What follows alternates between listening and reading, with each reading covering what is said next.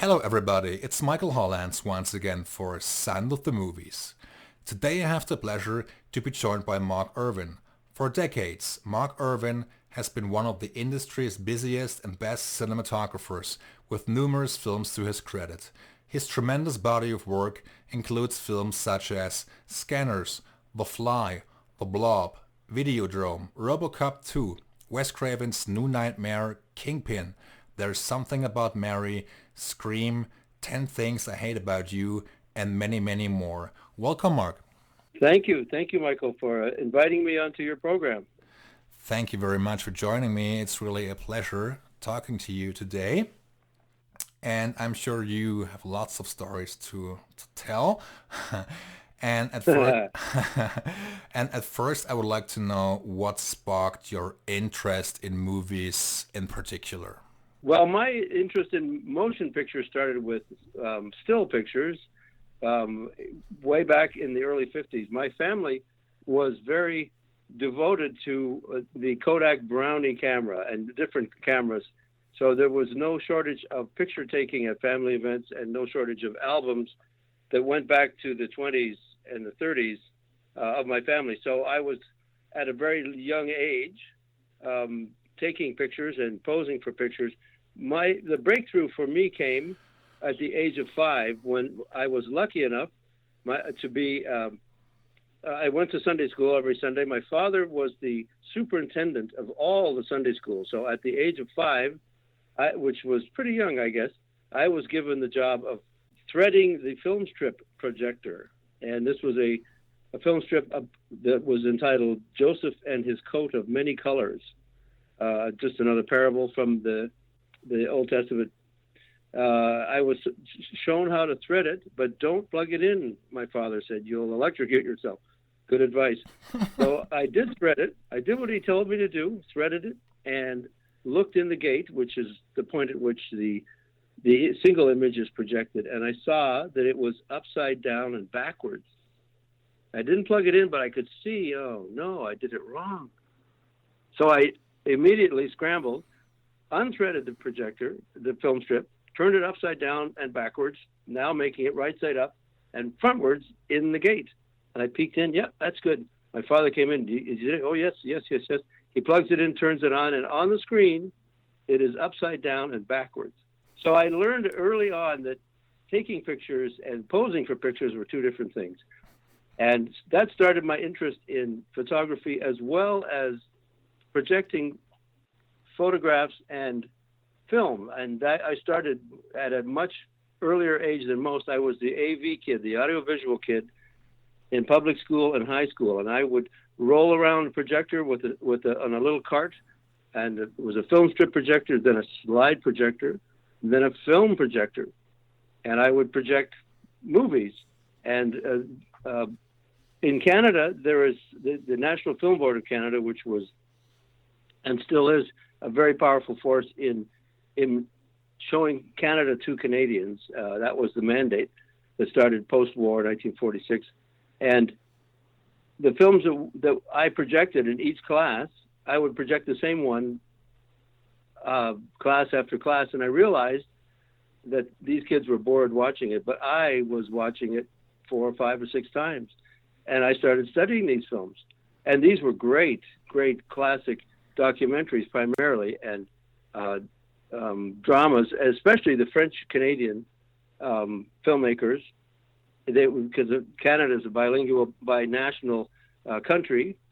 The French and English fact in Canada is very, very strong, and the much more creative people in the film business were all French-Canadians. Jean-Claude Labrec was my hero. So I started watching these films, and then I take them back to my little AV room, audiovisual room, and watch them again and start studying how films worked. Then when I got to high school, got a double 8 camera, which for those of you who don't know, 16 millimeter camera, 16 millimeter stock in an 8 millimeter camera, not Super 8, but 8 mil. You'd shoot the 16 mil, take out the half of the film was exposed. Now you turn it upside down, thread it again, and shoot the other side. So now you had 200 feet of 8 millimeter out of 100 feet of 16 millimeter. And after a few mistakes, we started doing some double exposures. It was very exciting. But in high school, in the early 60s, making films was kind of a renegade act. And the documentary and experimental filmmakers of that era, the Stan Brackages and the Arthur Lipsitz of the world, the National Film Board, independent filmmakers, I would get to project these films as well, because through the school I could order these films. Normally, you just couldn't do that. There was no internet, no YouTube, there was nothing.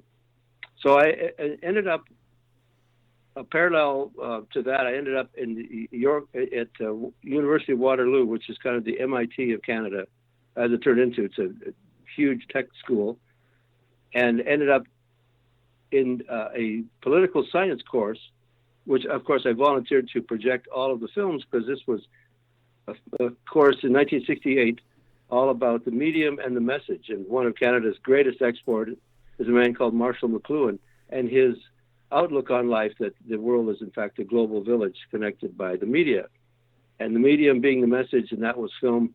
And I realized I don't want to go into political science. I want to be a filmmaker. So at that point, I went to England and for 1969, kicked around trying to get jobs in the film business, and came back and went to film school in Toronto, 1970 to 1973, and started in the film business in 1973. So that brings us up to date to the humble beginnings of my film career in Toronto. You just mentioned your studies in Canada. That was at York University, right? Yes, York University at the time that I went there in 1970 was, I think, only about 15 years old. It was, as far as urban sprawl goes, downtown Toronto had the University of Toronto, which was, and it has many times has doubled for Harvard and Yale and all of the Ivy League schools. Class of 44 and different films like that. York University was kind of out in the suburbs, out at the edge of the city, literally at the city limits, and it was quite new and it kind of made up for the fact that it didn't have the tradition that that U of T had, and it was a little more adventurous. So the head of the program at York was a man called James Beveridge, who was a National Film Board employee, or one of their workers, their designers, way back in the 40s. He ended up going to India and helped establish the Indian National Film Board on the lines of the Canadian National Film Board. He started the program, and it was large emphasis on documentaries. All through film school, I ended up making films and projecting films in different classes, and that was my YouTube. There was literally nothing else. I could watch a film 5 times if I wanted, or I could cut if it was too boring. One interesting thing now, it's everyone in the current world of what I call disposable medium. Yeah, Citizen Kane, yeah, I saw that. I kind of fast forward, it kind of got boring in the middle.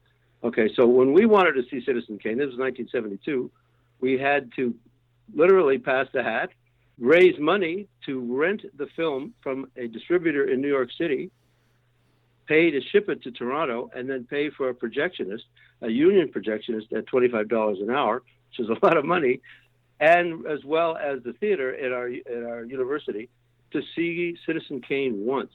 So studying that was, whoa, what did you see? Oh, wow.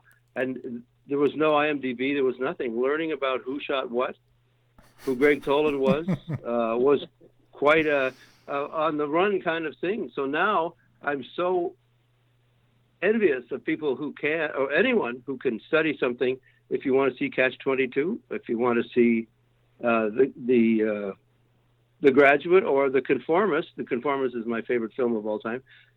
You can press a button. 30 seconds later, you're watching it. So it used to be the thought that access to information was why people weren't all that smart.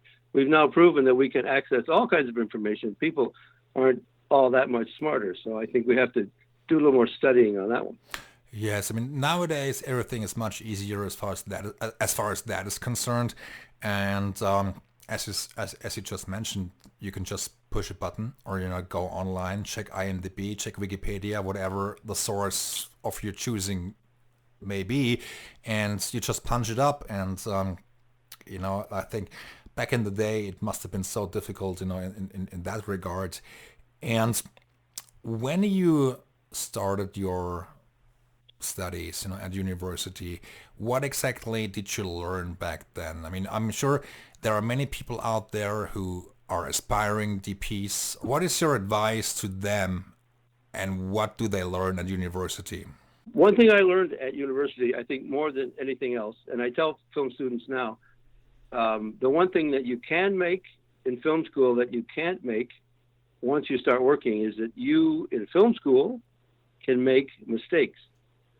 Those are the valuable learning sort of footprints that, and what I, to me, I look at anyone's career, anyone's filmmaking endeavors as rock climbing. The path to the top is never, straight line, I'm there. No, you gotta edge your way upward and swing your leg over and grab this and lean over there and grab. So it's never a straight path. Making mistakes was where the adventure began for me. And I knew by the time I got to film school, I was age 20, that I wanted to be a cinematographer. Everyone else in that film school, and there were, I think in that class, there were 17 others, 18 of us, one of the first classes at York University. They all wanted to be directors. They all wanted to make their 3-minute movie. And literally on the heels of Woodstock and all kinds of experimental films that were coming out, yeah, that was an ambition to have. I didn't have that ambition, but I would say to each of them, great, I'll shoot it for you. Oh, great. So by the time I graduated in 73, I had shot 18 or 19 films, some of them 3 minutes, some of them 10 minutes. Each of those directors had taken all the chances they could have and experimented with me, tried something, that didn't work, let's try this, let's get the Bolex and grab that again, let's shoot that at twilight instead of in the daytime, and see how, you really try everything, push whatever envelope edge you can find. My strategy paid off because when I graduated, I had to find a job along with them. They had a 3-minute movie. I had 40 minutes of film. And I splice it all together, go to the CBC, go to the film board, go to independent producers. And they'd say, well, what makes you think you're a cameraman? You're only 23. And I said, here, clang. And I dropped this big reel on their desk. Look at that. Tell me if I am or am not a cinematographer. So I started off almost right away with a company called Film Arts that had a contract with the CBC, the Canadian Broadcasting Corporation. They had a contract to edit a current affairs series, somewhat like 60 Minutes, called This Hour Has 7 Days. They, in the summer, didn't have, that program wasn't on.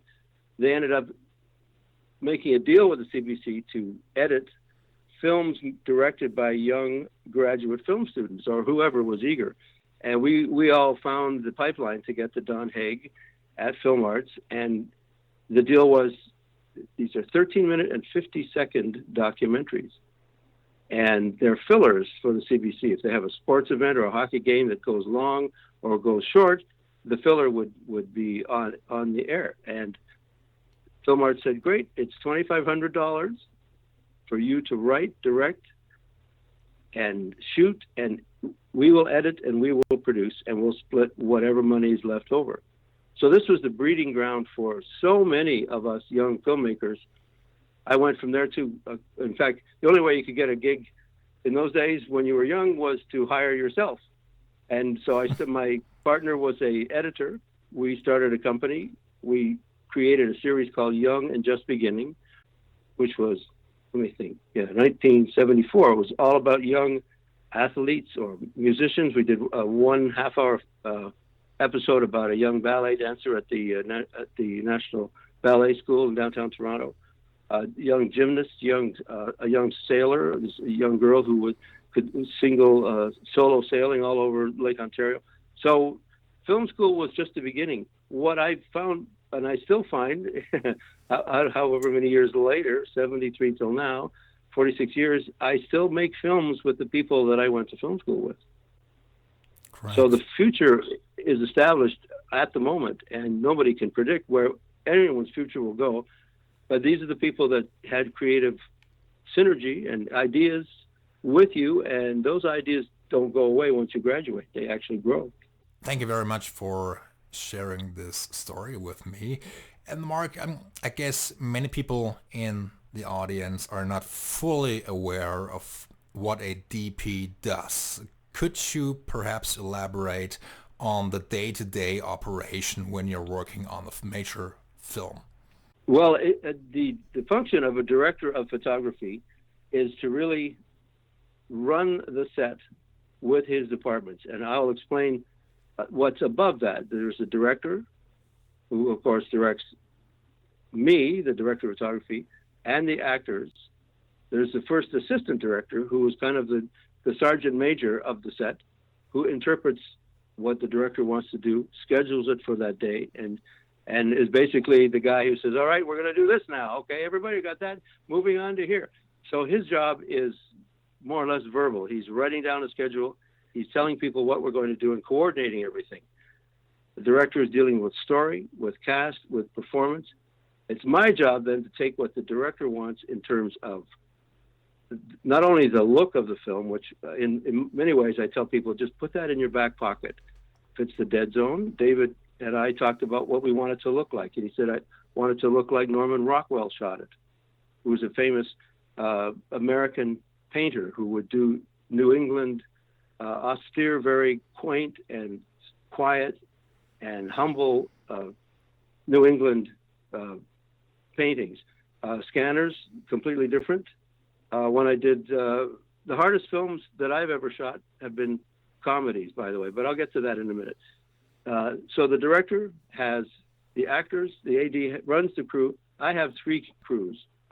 The camera crew, obviously, which consists of an operator, a focus puller, which is the first assistant, a second assistant, which used to be known as the loader. There's no more film to load, so the camera department has one or two or more cameras. The lighting department, of course, is dealing with something that can be very small now that digital cinematography has reached a point where 8-foot candles is more than enough to light a set. You don't need a lot of electricity. The joke on set is that there's more light in the refrigerator. Just open that door and close it. There's more light in there than there is on the set. And that's where we're shooting a movie. So there's that department, camera, electric, and then the grip department. And people, it's an odd word, and people wonder, what does a grip do? A grip does everything. He sets up a dolly. He sets up camera platforms, which could be parallels or mounts or rostrums, as they call them in England. He sets up cranes and diffusion material, which is certainly in California and different places where it's sunnier more than other places. We want to diffuse the hard sunlight. So flying a silk, a 20 by, that's a short form for a 20 by 20, which is 400 square feet of diffusion to soften sunlight. Or negative fill, which is duvetine, which is a black material that comes in different sizes that we will fly in either above from different rigs or even a crane arm, or on stands we roll in and out. That's to sculpt and shape the highlights and the lowlights, the texture of the lighting. The other thing, and this is where I'm proud to say that everyone who's listening is actually a grip and they don't know it. And every time anyone's gotten in a car and the sun has hit them in the eyes, and they take the sun visor and they fold it down to take the sun out of their eyes, that is gripping. That's what a grip does with things we call flags, and they're all black material on a heavy wire frame, and they are articulated on things called gobo heads or C-stands, and the dedication of these grips, their purpose is to make sure the lens is not getting flared, because that deteriorates the image quality. In the last 10 years, everyone has been embracing flares and literally pointing lights at the lens. No, don't flag it. I want it flare.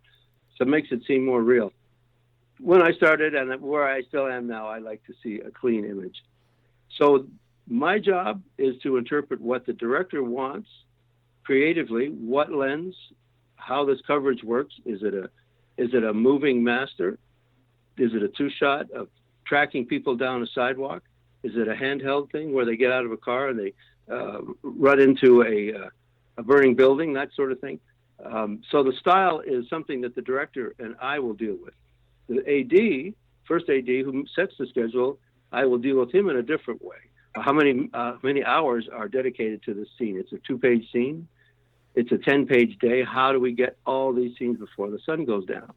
And then I deal with my key grip, who's the boss of the grip department, the gaffer, who is the chief lighting technician, and my operator, and my focus puller, lens choices, camera placement, dolly moves. The dolly grip is a very, very important member. He's the one who brings the camera alive. And a dolly, of course, has 4 wheels. The Steadicam operator is a dolly with legs, with feet. And he will wear a vest and carry the camera on it and move smoothly over sand or gravel or grass or whatever, climbing up and down stairs. So there are many methods that are employed to get the image. And I'm the one who has to not only do it all and make it look good, but do it all on not only on time and on budget, but literally before the sun goes down. And sometimes, quite often, we end up shooting night for day, and that's a lot easier than it thinks. But you have to be very strategic in saying, we'll save this shot for night, and that shot we got to do now because we see the lake. The other shot looking at the house with the porch, we can do that night for day. So it's a bit of a scramble in that regard. The look of the film, which is allegedly the big umbrella of what it's going to look like. And if it's, Star Wars or something, someone has said, here's what it looks like, make the sequel look like that, and you can't go far. When I did Dumb and Dumber, the directors had never been on a set before, and they said, well, yeah, okay, sure, let's do that. So I was able, myself and the first AD, basically took them to film school, and the Farrelly brothers learned and learned and learned. And by the time we got to There's Something About Mary, they had absorbed my purpose, the director of photography, in how a film is made, and that was, to me, that was the perfect film from every single department, and it was a success as well. Great. I don't know, did that answer your question, or maybe it did? It did. Thank you very much. And you just mentioned a very interesting fact, because when there is a first-time director, they are usually teamed up with a very experienced DP. When a first-time director works with you, I mean, of course, they are not experienced. Sometimes they don't know what makes sense, how to operate, how to light the set properly. What was your experience like working with first-time directors, and how you communicate with them and how you keep the operation running, so to speak? Well, it comes down to a 3-letter word, and that word is ego. And a lot of young first-time directors have actually made films before, unlike the Farrellys, who were writers and kind of joke writers. A lot of first-time directors aren't first-time filmmakers, so they have found their creative power. So you have to deal with someone who knows everything. That's kind of the joke on a set, that the entry-level position on a set is a PA, production assistant, and director. So the man in charge of telling us what to do is, in fact, new to that job. And quite often, my level of instruction is to walk through the day on paper. Prep is very, very important. We will go to every location and every set that's either built or being built, study those challenges, shall we say, the factors, the mechanical factors. There's a window here, there's a staircase there. She's going to come down the staircase, and so on and so on. Then go back to the script and break it down. And then, and here's the truth about it, it's what I call art with a stopwatch, because it is the film business. No one's going to say, sure, take your time, all the money you want. Yeah, go have all. Nobody does that. They say, okay, today it's Tuesday, it's a 7-page day. There's a scene in the living room. There's a night scene driving. There's one in the backyard. There's one in the kitchen. The scene in the basement where the girl gets killed. So here's the order of events. and I have to take the director aside and say, every scene is a basket, and we want to put all our eggs in every basket. Yes. But we don't have enough time and enough money. So let's decide what basket gets the most eggs. The scene in the kitchen, they're making breakfast. She walks over, puts the thing down. He says, I got to go, Mom. I'm late for work. And boom, let's do that in one shot. The scene, she comes down the staircase and runs out the door. That's another one shot. The one in the backyard where I'm just making this up, but, a confession of I saw the guy murder the girl and what should I do? That's where you want coverage. It's a 2-page scene. Let's spend 3 hours on that. Let's get coverage, close-up, performance. The night driving scene, we're going to do that poor man's process, which is, I'll explain that in a minute. We're going to do that in the driveway with some flashing lights. No car. We don't have time to drive the car. We can't do that. So that's where I have to take my creative hat off, or put it half on my head and put the mechanical hat on the other side of my head, and try to squeeze the poor director who is either new to this. Usually they are new to it as a first-time director. They've made student films, which had an organic thing to it. Let's pick up that. Tomorrow I can get my girlfriend's car. We'll do this. On a film, suddenly, So they're not used to that assembly line thing. And I'm the guy who has to kind of humanize it. My joke is, and it's more truth than humor. I tell directors laughingly, in the morning, at call time at 7 in the morning, I'm just a contractor. And I have a bunch of guys with trucks and tailgates, and they have tool belts and ladders and power tools, and I'm just a contractor. In the afternoon, however, after lunch, I'm the lifeguard, and you're the drowning man. So how do we want to play this day? It's momentum. And once you get that pace, and really, really good directors, like Sidney Lumet was famous for assembly line shooting. He knew exactly what he wanted. And some of the Hollywood directors that I worked with, the old timers, the best for me, and this, everyone can look this man's name up. His name is Gil Cates, Gilcates. I worked with him as a director, but he was the head of the Directors Guild of America. He produced the Academy Awards, did so many things, directed features as well. He summed it all up in one sentence. He says, a good director knows what he doesn't need. Storytelling is really just fitting in all you can do between Once Upon a Time and They All Lived Happily Ever After. What happens in between? Do you have 10 days to do it? Do you have 10 weeks to do it? Currently, a lot of my friends in Vancouver will work on Hallmark films. And year after year, season after season, they're shooting Christmas movies where the whole crew is in T-shirts and flip-flops and they have phony snow and people are running around pretending it's Christmas. It used to be 100 pages in 20 days. Now it's 100 pages in 15, sometimes 12 days. So for those directors who are asked to do things on truly an assembly line basis, they have to know what they don't need because, well, a two-shot and over shoulder, let's do this and crane up here and do this. Okay, what's the next scene? Well, it's lunch. And you've got 9 pages to do after lunch. So don't do this because you won't be asked back. It is the film business. And you never want to kind of deal with the soft side of a director's feelings, because he has to be the one who has the emotional arc and carries it throughout. So in other words, everything in front of the matte box, in front of the camera, is soft-edged. It was performance. It's little kids. I lost my dog. My husband left me, whatever the story is.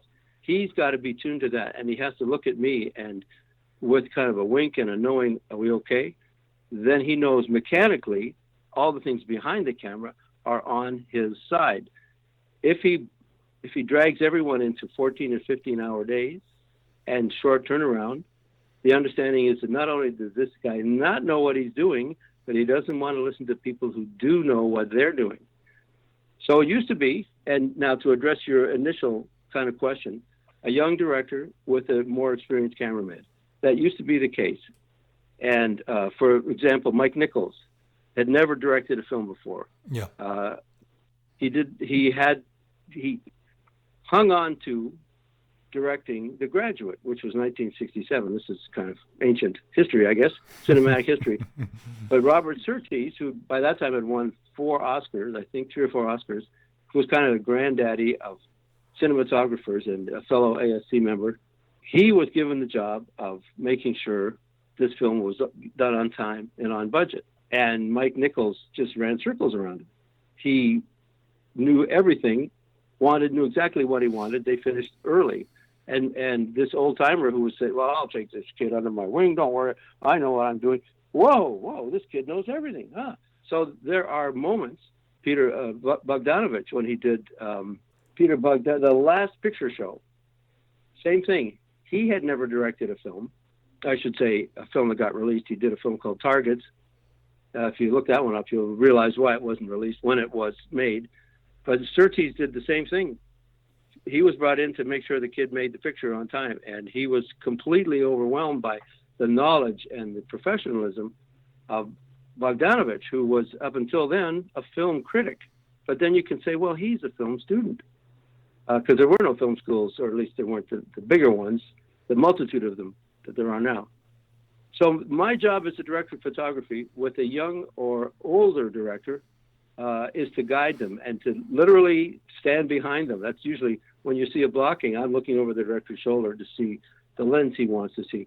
The director that makes me the happiest is the one, once he's done blocking the actors, turns around and says, how would you like to start?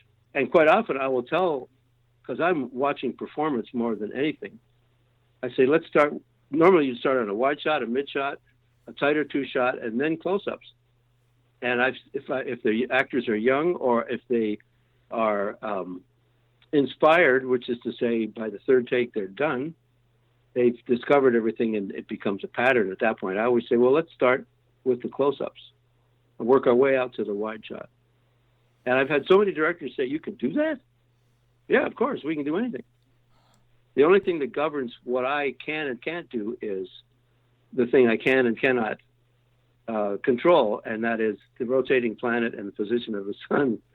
If I could hold the sun in the sky, and producers say, well, why do you need all these lights? Well, because the sun used to be there, now it's over here. But I have to make it match. That's what that 18K is for, and it's on a big crane to do that.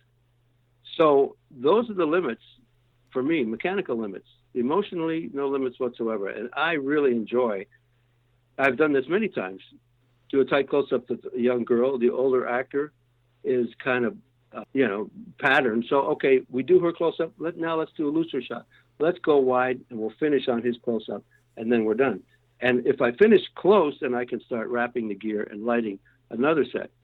And as a director of photography, the mechanics of everything are important. When you think of Formula One drivers, they are the directors. They're in the vehicle. They drive around. Well, what is it that they're driving around? Who takes care of it? Who makes it run? Who changes the oil, the tires, resets the timing, does everything? And that's the crew, the whole crew. And the pit boss is what I do. And a director of photography really governs everything that backs up the director without making it too overt. And when I did 3 films with the director called John Weitzel, Malibu's Most Wanted, Big Mama's House Part 2, and Deck the Halls. And he had very grand shots. It was all great. And he'd say, okay, can I do this? He'd look at me quietly. Can I do this? Can we? Yeah, yes, let's do it. Okay, we're going to start here. So quite often, we do more than back them up. We have to help them make the day and maintain their position on set. It's a huge operation. Of course, after you finish a day's work, you also have to worry about the next day and probably prepare it with the director, right? Yes, and everyone talks about, everything that you see pretty well on social media or certainly on television is the production of a film. There's a camera, there's a crane, there's people watching on a monitor, everyone's pointing their fingers, put the lens here. Prep is equally important, the preparation of a film. If you have a 6-week or 8-week shoot, you want an equal number of weeks of prep. And that is the most fertile moments when a director and I can study this film, or study that film, they are the kind of the foundation for the film we were making. So when it gets to the point of somebody, the meter starts running, the flag gets dropped and the taxi, tick, tick, tick, tick. Every tick is a tick and a half. Hurry up, let's go. You're wasting money. All the conversations that I have had with him, I have now been able to spread with my crew. And we know what we're going to do on Monday, Tuesday, Wednesday. On Thursday, we have a split. We start at noon, we go to midnight. On Friday, we start at 6. We go to 6 in the morning. That's how we kind of hollow out the hours and minutes and days of the week to get all the pieces in the film. And quite often, directors just get tired. They after the second week, they're just exhausted because you wake up on Saturday morning. You get home on Saturday morning and wake up on Sunday morning knowing that you have to get up at 5 on Monday morning. So a lot of times the crew will look at each other and kind of raise the eyebrows. And the secret, the hidden message being, we do this all the time. A director will direct a film once every 2 years. But for a crew that works constantly, and I often joke, but it's quite true. I'll say to producers, you realize the guys over there carrying sandbags, they know what the next setup should be because they've been on the edge and in the middle of all these decisions their whole lifetime. A director is standing on the set. What should I think well, let's go. He doesn't know.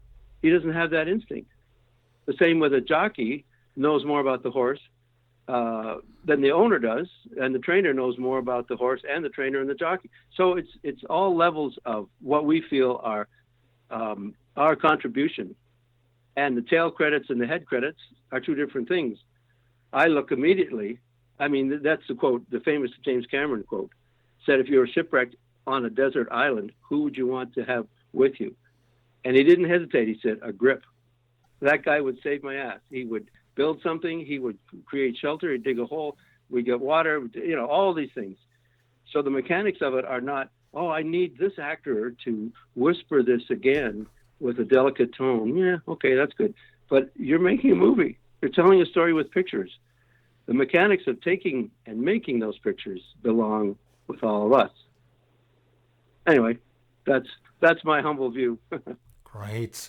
And Mark, as you have been on so many film sets, if I may ask, has there ever been an experience which was really so difficult to put up with that made you say, well, actually, I can't do this? You've asked me a tough question, so I'm trying to kind of look for the cracks in the wall. And I've never reached a point where I was ready to walk.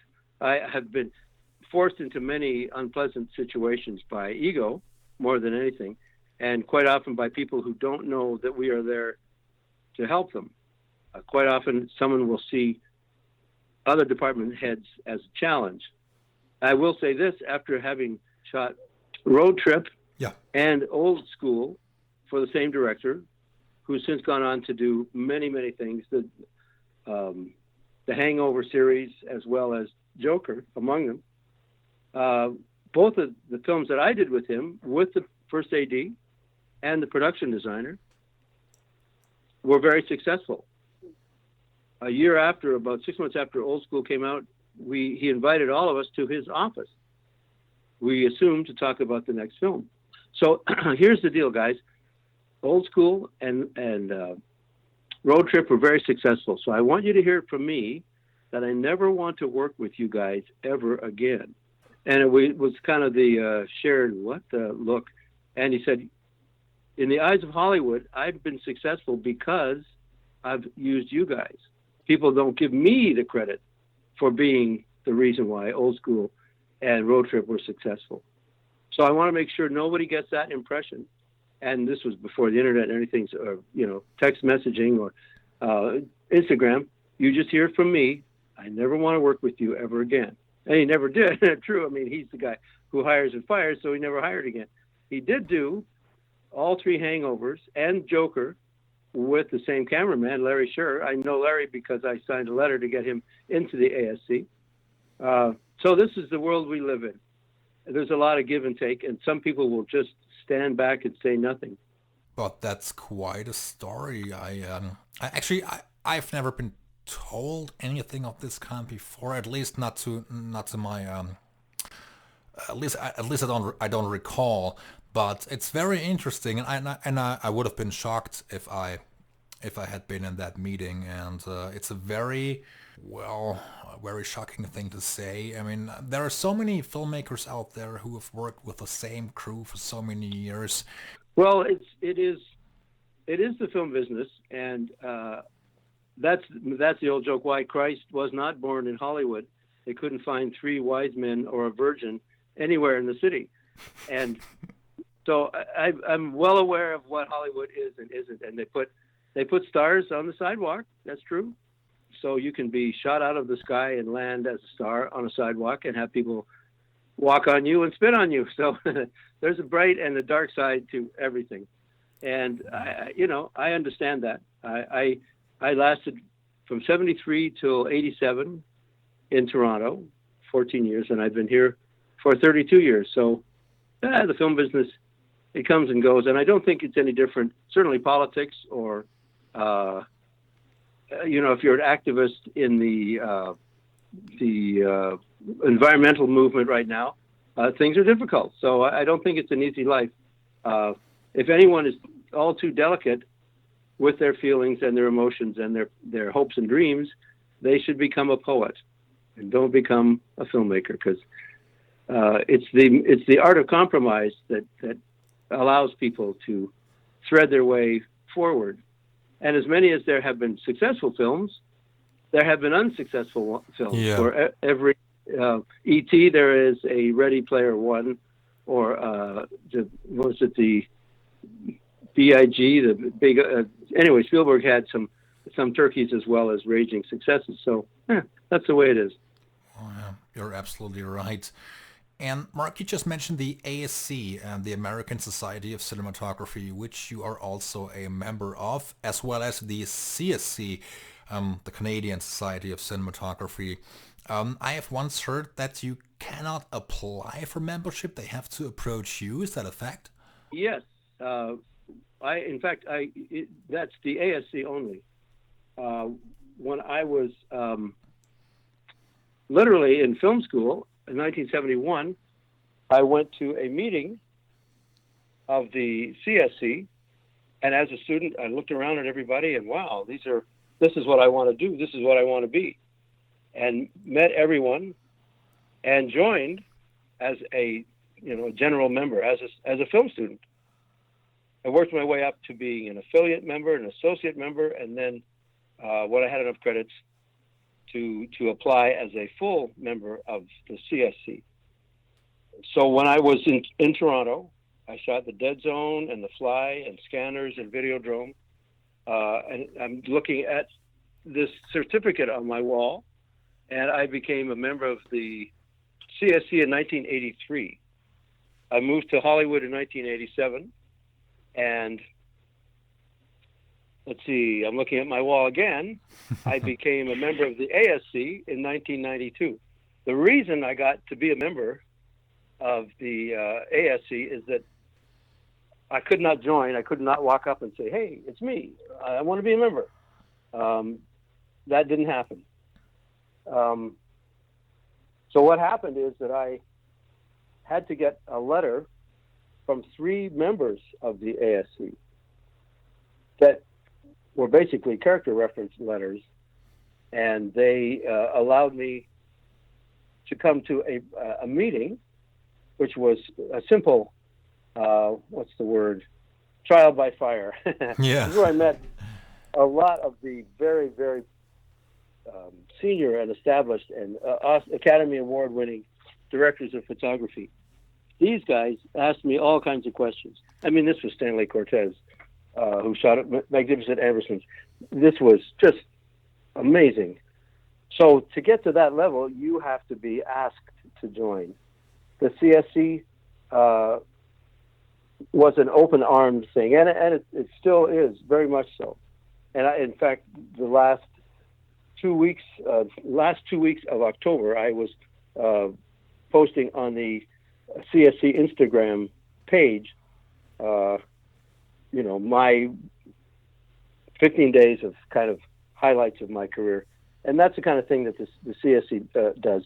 The ASC is a completely different level.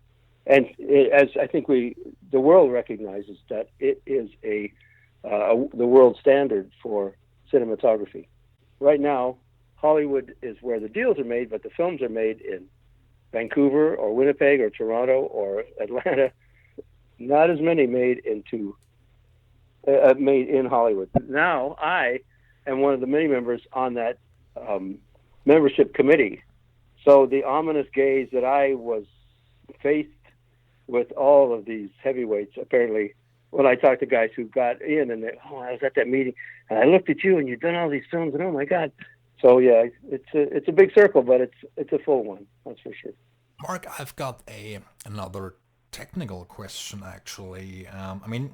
When you watch dailies with a director, back in the day, to the best of my knowledge, it was a much more complicated procedure. As I understand, the film needed, of course, it had to be shot and then it needed to be processed, and only then were you able to look at the dailies, if I'm not mistaken. Well, this was what we call the photochemical process, and the film was exposed on the set, of course.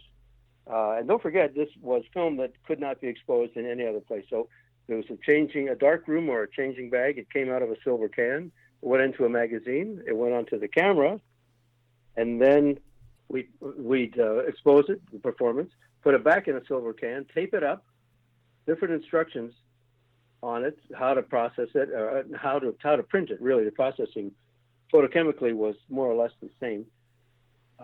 It would go to the lab. The lab would then process the negative and then do what's called a contact print and squeeze our negative, which is now visible, it's been exposed and processed, against a print stock, which is also a negative, has to be kept in the dark. Put that through a printer, which would shine light through the negative right straight through to the print stock, and then they would develop that print stock. And then came the instructions from what we called a timer, a color timer, who used a machine that was made in Switzerland called a Hazeltine Video Color Analyzer. And that's where I came in 1970.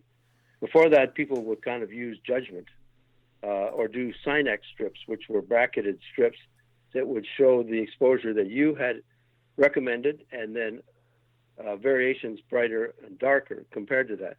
Now, he would take the neg and put it in this video color analyzer, which was kind of basically a set of rewinds that had a light coming through it, and it would project a televised image on a little screen.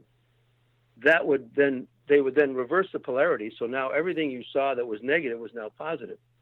And what you saw was something that could be adjusted with 3 dials. And this is, again, very analog. The photochemistry is now done. We shot it. They used a wet bath to process it and print it. Now, to get the colors right, we have 3 dials, red, green, and blue, the same color combination that we have in television and digital. This is how color is broken down. And this dial went from 0 to 50. So you could make it add more red, diminish the green, red, green, and blue, RGB. So then connected to that, those dials were numbers. And those numbers, if you expose something perfectly and balance the color perfectly, 0 to 50, your perfect printer lights were 25, 25, 25. If the timer saw something that it looked too dark, he would brighten it a little. If it was too yellow, he'd add a little extra blue. If it was too green, he'd add a little red. So sometimes the numbers would be 28, 30, 29. Now that the one light, which is to say 3 lights that were always the same, that was kind of the aim that we wanted to have as directors of photography. When we would shoot something on the set, we'd light it with a certain balance and then take a light meter, which is exactly what it sounds like, a thing that would measure the intensity of light, and take a light reading, set the exposure on the camera, which was to say set the T-stop or the f-stop on the lens, and that would make it either brighter or darker depending on the effect you wanted. Now, after you'd been shooting, you got up at 5 in the morning to get to the studio at 6, to start shooting at 7. You'd wrap at 8 at night, then drive to the lab, which was not in the same building, across town. Luckily, traffic was pretty dead. Drive all the way into the screening room, and then look at what you shot the day before. So Monday's work we would see on Tuesday night. If anything had to be changed, it was a little late because you were 2 days into something. What gave me the acknowledgement of what I was doing, if it was right or wrong, or overexposed or underexposed, was to get a little sheet that had the scene number and the printer lights. This was just a lab inter-office memo, for want of a better word. It was not something that a director understood or needed to understand. He's looking at performance, telling a story with pictures. I'm telling a story with pictures as well as numbers and with machinery. So the mechanics of making this shot, the delicate shot of a woman in the candlelight crying, whatever the scene is, emotionally, has a giant army of mechanical things. And now I'm looking at the same shot, 28, 30, 29, oh, it's 27, 18. Oh, man, I underexposed. So then I would be able to take those numbers from a photochemical and now mechanical system and apply it back to the artistic image that's on the screen. But now meaning the 21st century, not only do I not watch dailies, when I shoot it on the set, it looks the best it's ever going to look, primarily because I'm seeing it with this beautiful, pure LCD screen or OLED monitor, and the exact colors that I want are exactly what's on that screen. I can tell exactly what I'm doing, not only by that, but, and here's the secret I want to give everyone who's listening. We no longer take pictures. The film that we put in a silver can and sent to the lab, that film, when printed, I should say when developed, gave you an image. That actual negative, like everyone or most people my age or perhaps a little younger have seen, that's the neg that you print from. That's no longer the case. What we are making is we are recording a digital signal, and that signal can be manipulated. And suddenly your dark and moody scene with the girl and the candlelight and the tears is either bluer or brighter or darker or more contrasty or more yellow. And there's nothing you can do about it because it looks that way on different monitors. And even though it looks the way you want on the monitor you're looking at. So now this signal has become something else, and it's an interpretive thing. Producers can say, yeah, it's too dark. I don't like the yellow. Let's make it blue. Let's do this. Let's do that. And I would ask colorists who are basically an employee, just like me, of a producer. I said, well, why did you do that? And I had one guy who was a little more ego-driven than the rest. He looked at me and said, I did it because I can. And in the old days, he couldn't do that. So now, and here's the secret, everything that I've shot since I've become, I haven't shot film for a long time, 12 years at least. Every frame that I shoot, which is to say every shot, I want to take a single frame from that. It's called frame grabs. And my data imaging technician or data manager, DIT, I tell them if it's a wide panning shot, we start looking at the sky and we end up in the dark tunnel. Take a grab from both ends of that. I'm going to take all this. So we do 50 shots in a day with 2 cameras. I want 50 frame grabs, and I'm going to take them, put them on this jump drive or USB, transfer jump drive. I'm going to take them home with me and away from the whole frenzy of next setup, go, change the light. Now I can sit down with a glass of wine, look at all 50 of those shots and color them myself with Lightroom or even an iPhoto. If I'm on the road and I want to do it quickly, I will connect everything. So this shot of a girl that someone thinks is too orange because there's a candle there, I now have the whole scene. She comes in the room, the moonlight in the window, the fireplace, the whole deal, and her close-up. Now it all has the same blend of color. That's my overview. But I don't stop there. This is the key to everything, because if you have a private image, someone will say, well, Who cares? I'm the producer. I'm going to change it. What do I do with all those images? I email them to the director, to the producer, to the color timer, to the editor, to the production designer, to the wardrobe supervisor, to hair and makeup, to the network, to the studio. Everyone is on record of seeing exactly what I want it to look like. There's no opinions anymore.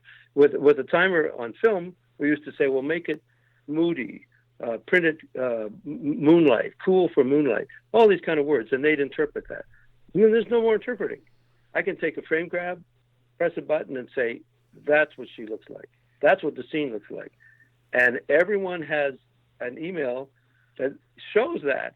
So if you want to disagree, I'm going to ask the 9 other people or the 29 other people who got this image, and they're going to say, no, this is what it looks like. It's orange like that because of the firelight and the flame.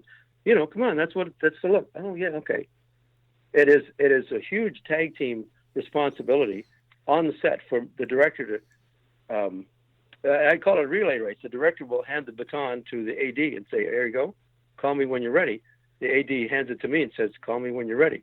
I hand it to my grip and everybody and say, get your gear together. Let's go. Hand it back to the first AD, hand it back to the director. Now and somebody says, roll camera. That's the rhythm we want. In post, it all changes.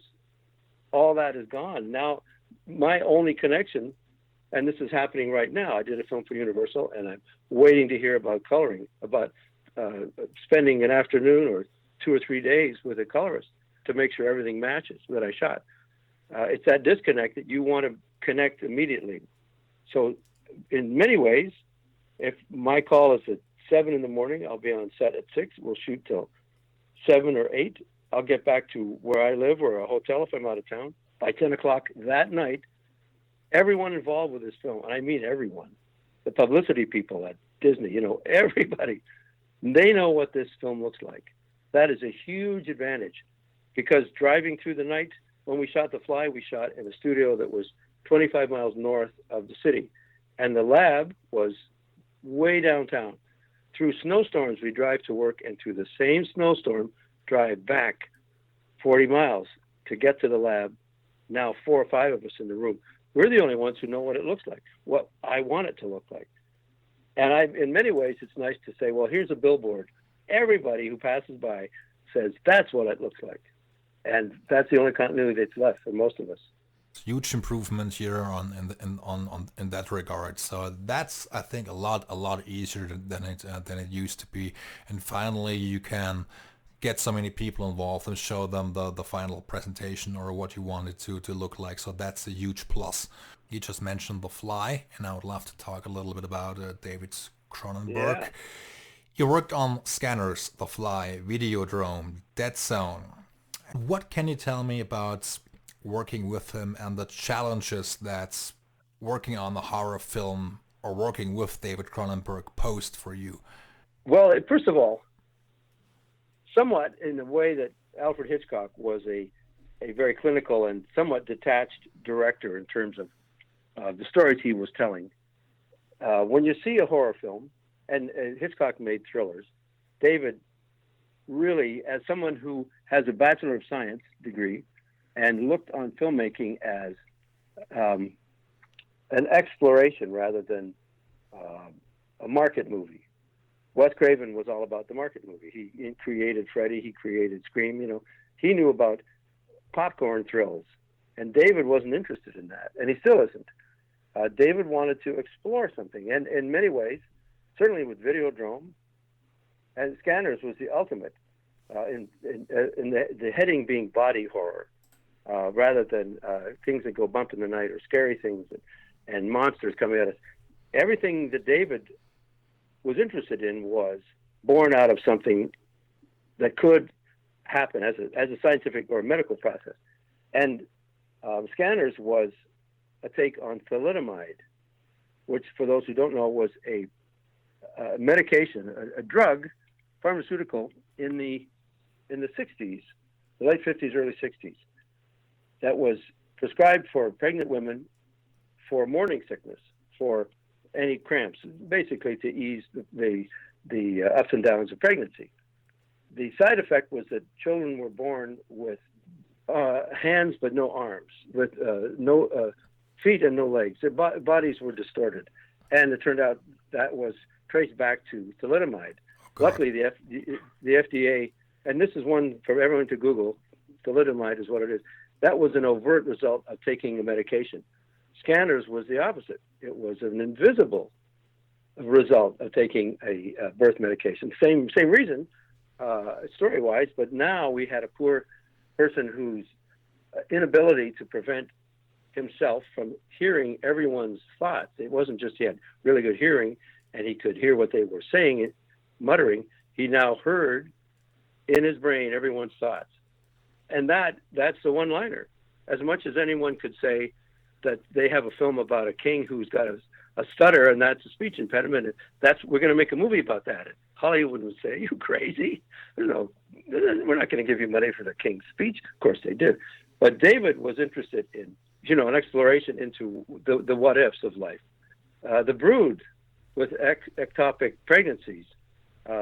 David was taking his own life story at that time about his daughter being taken to a cult in California. This is the true story. And he flew to California, drove to the cult, broke in the place, took his daughter, drove to the airport, flew back home, and put that into a movie. That was The Brood. But he added this scientific thing that explored what happens to bodies. So for me, the pinnacle of that, and the last film I did with David, was The Fly. And The Fly itself, the original one, was a very, very cut and dried story. For those who don't know, by the way, it was written by a Frenchman. He set the film in Quebec City, which is certainly not American and certainly not English-Canadian, but nonetheless, that's where it was set. And it was a very formal kind of film. David wanted to explore more of the inner workings, the transition, rather than a guy with a giant fly head and one fly hand. And so then you're exploring someone's journey into body modification, in this case, involuntary. That became a challenge to tell the story, because this is now the story of a lonely man rather than a reason for thrills. And David really dealt with things on a cerebral level. To me, it was the thinking man's horror film.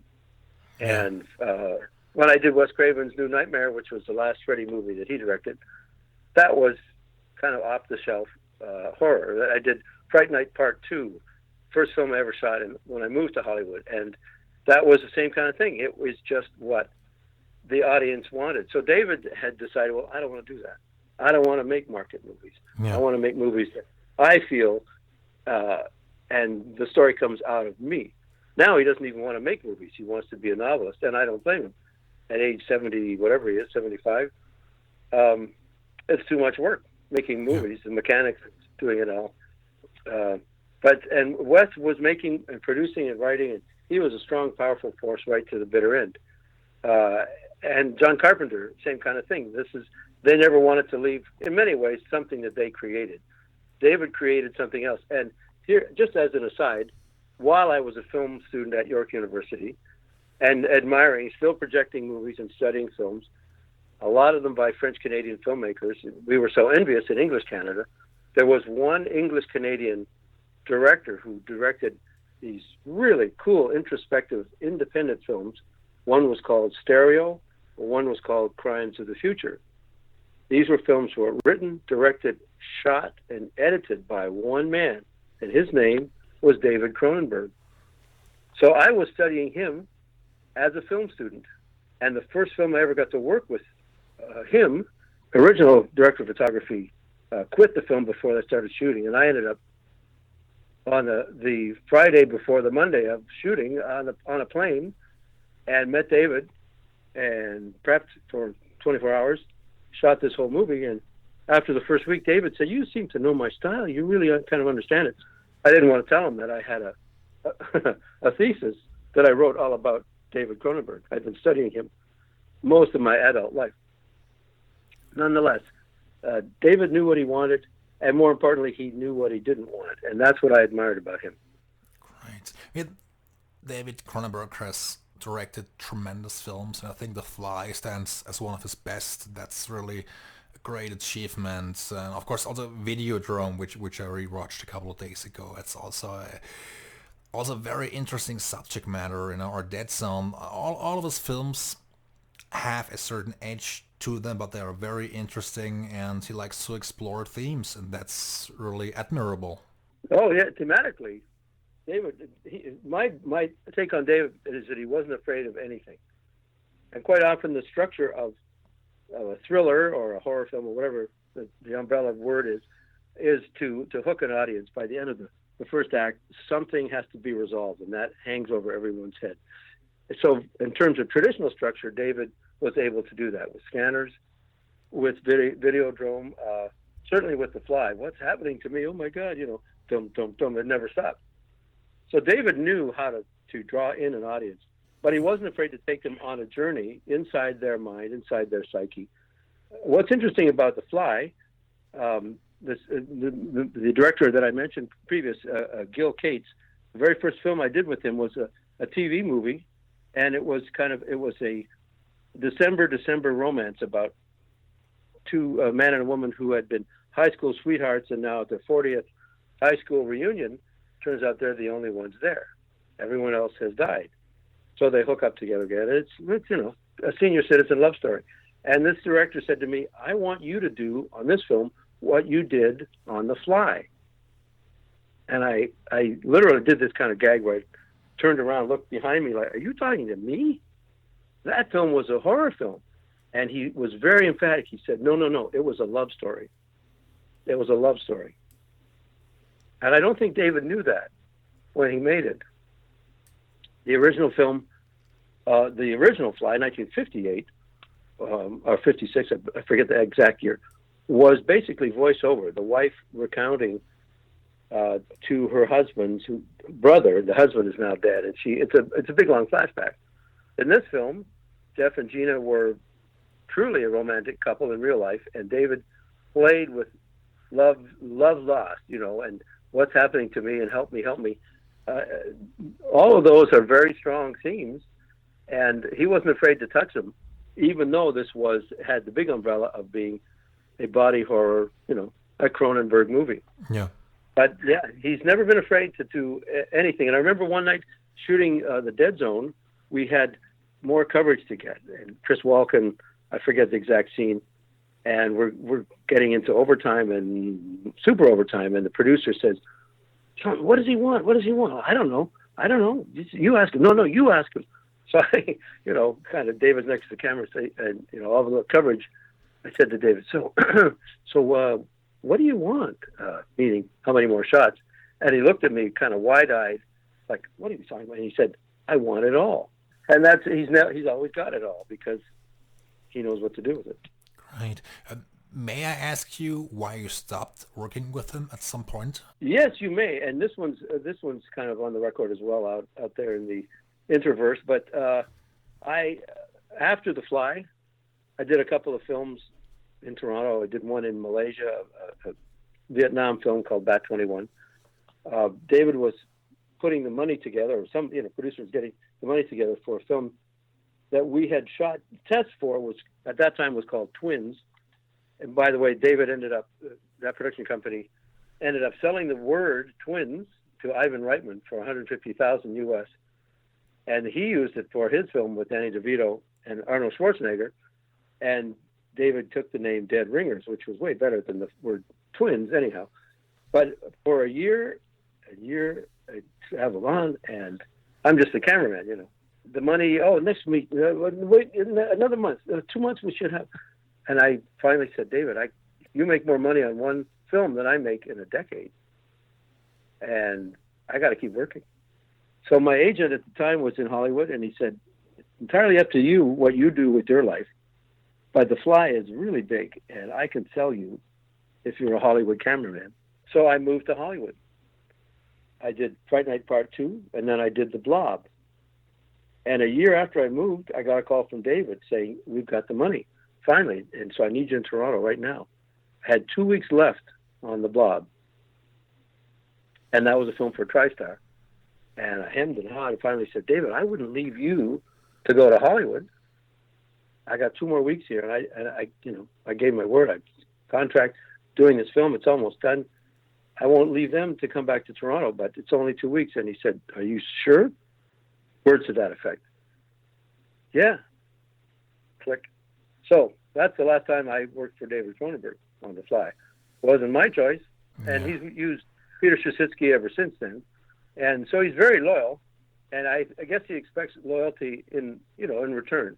I'm sorry to hear that. I mean, of course, if a person expects loyalty, I mean, of course, that's a very good thing. You know, being loyal is, of course, a very important aspect of life. But but after all, I mean, you were committed to the Blob, and you still had, obligations. And so, well, for him to make that decision, why he made that, I certainly don't know.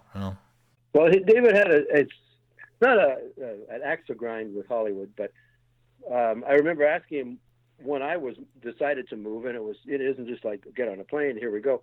I had a child and everything, so it wasn't spur of the moment. So, but while I was doing that, I said to David, "When do you think you'd ever move to Hollywood?" And he wasn't introspective about it at all. He said, "Hey, if I moved to Hollywood, I'd just be another Berg." And in Spielberg, whatever, Katzenberg. So, all right. So he is the king of cinema in Canada, and well respected around the world. And I think maybe he's right. He would have been absorbed and kind of diminished in diluted in the sense that John Carpenter and John Landis and all these people are here. Oh, and then David too. Put him on the end of the panel. No. So I don't think it was an ego thing. I think he just liked where he was. And the world was coming to him. I had to go and scramble to go to the world.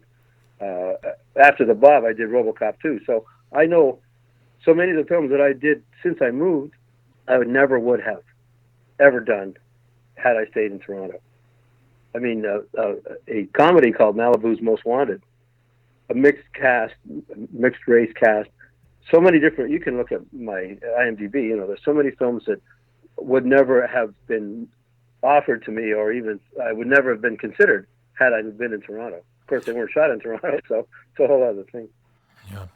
Yeah, I think you're absolutely right about that.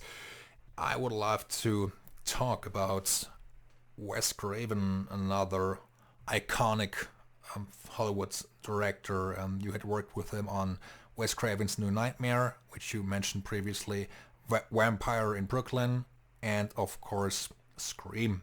And may I ask you how you and Wes used to work together? What kind of a filmmaker was he? Was he very, hands-on? Did he give you always specific instructions, or did you have tremendous leeway with him at first? What went on there? Well, I'll illustrate Wes's conviction to precision by saying that every day he would show up on the set with a shot list typed out, and I think this was pre-laptop, so it would have been on an actual typewriter and Xerox somewhere, and it was a shot list. Every scene, every shot, all described, and everyone from the craft service to the first AD, everyone had a shot list. He knew exactly what he wanted. He would say, here's the first setup. We'd block it, rehearse it, and he'd say, call me when you're ready. He would go and sit in his chair and do the New York Times crossword puzzle first thing in the morning. And he would do the crossword puzzle like a chainsaw. Most of us think of a word and link this one and hunt and peck through the corners of the thing. He would just, okay, next, vertical, horizontal, okay, good. Are you ready? Okay, and then we'd shoot. So the mechanics of filmmaking for him were completely normal, just like walking. The leeway he left me was, is this a 35? Is it a 50 mil? Is it a 3-foot dolly? Do we dolly and boom up and pan around? So I would kind of be left with, here's the shot, okay. And then let's lay some track. We had a dolly. So I'd show him this and say, what do you think of this and this and this? Oh, yeah, great, I like that. As opposed to, yeah, let's do it, but stop there. Don't crane up, because I want to cut to a high angle after that. Great. So the shorthand, the visual / verbal language was established early on. And as it turned out, on the first film I did, Wes Craven's New Nightmare, he was exploring a lot of things that he wanted to get back, because he created the franchise, directed the first one. After that, there was kind of a free-for-all that many people directed subsequent sequels, and he wanted to get it back and control it. And he did a very effective job. It was nice because he was taking himself as an actor, as a person, and the actors as real people, and then transposing them in and out of the real story. So it was confusing, and in some ways down the rabbit hole kind of adventure. This is scary, but let's go. So I knew what he was doing on paper.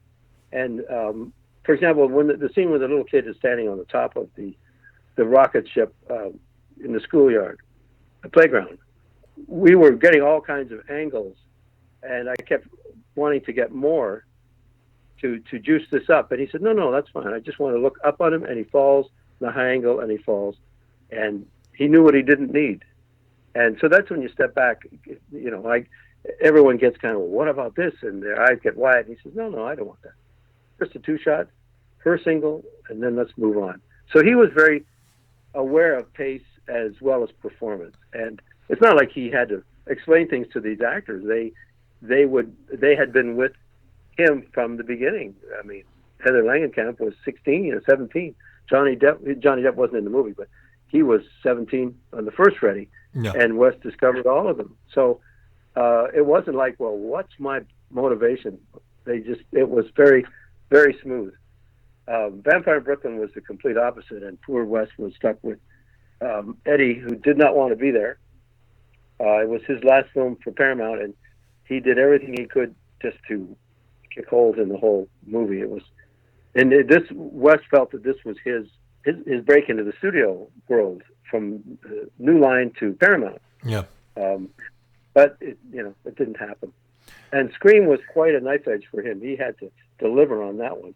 He didn't have New Line anymore. Bob Shea wasn't interested, and Disney was, but they created this new. They basically bought Miramax and put the Weinsteins and said, Dimension Films, this is you. So Scream was the first. It was originally called Scary Movie, and it was the first one. And it took. Wes knew about marketing is that you put your audience in the film. You want 16-year-olds to see it? Put Johnny Depp. He's 16 years old. Don't get Robert Redford pretending that kids want to see that. He knew what the market was. So in Scream, he took the whole, not just the audience, but what an audience does with VHS cassettes and Blockbuster. That's what it was. And made a whole scary movie about the inside and the outside of watching horror films. That was great. I mean, I love the first Scream. I'm a big fan of the whole franchise, so to speak. And I think when Wes Craven shot and released the very first Scream, it became such a tremendous success and a very good horror film.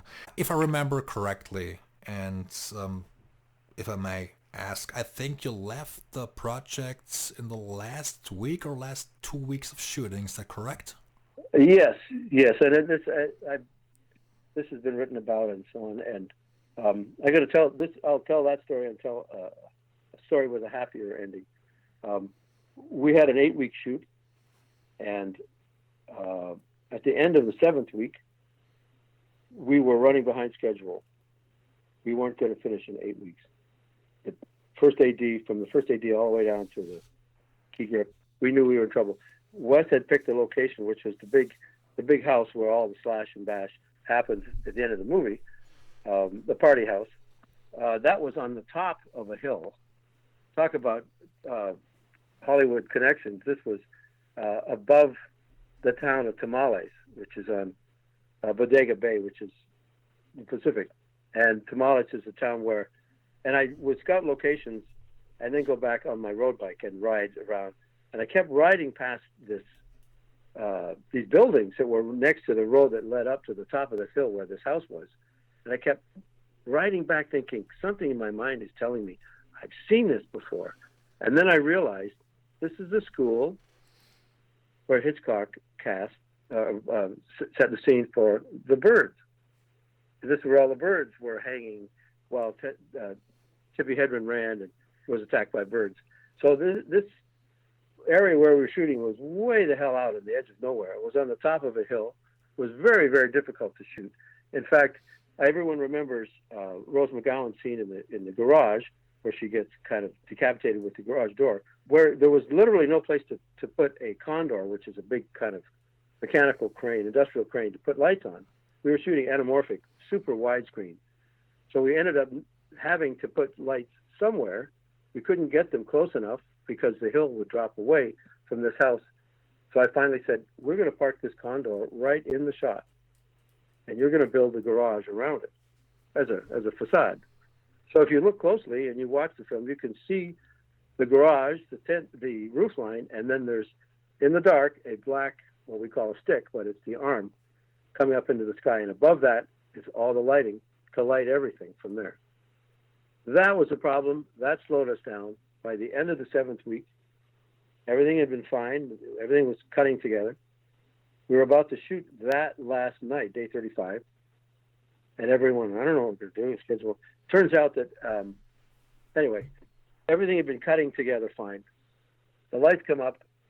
Wes turns around, and here's a guy who has 3 sets of glasses on a string. His reading glasses, his bifocals, and sunglasses. So they're all, and he looks around at me and my camera crew, and he says, okay, so here's the problem. Everything that we've shot, all 35 days, is out of focus. We can't use any of it. We have to reshoot the entire movie. So that's a problem. And he got up and walked out. So this was news to all of us. And so the production manager said, well, okay, here's what you need to do. You need to fire your camera crew, your grip crew, and your electric crew. Get a whole new camera package, and then we'll come back and reshoot the whole movie because it's all your fault. Okay, hold that thought. Went into the next room, called the editor, and said, I understand everything's unusable and out of focus. Why didn't you tell us sooner? We've been here for 7 weeks.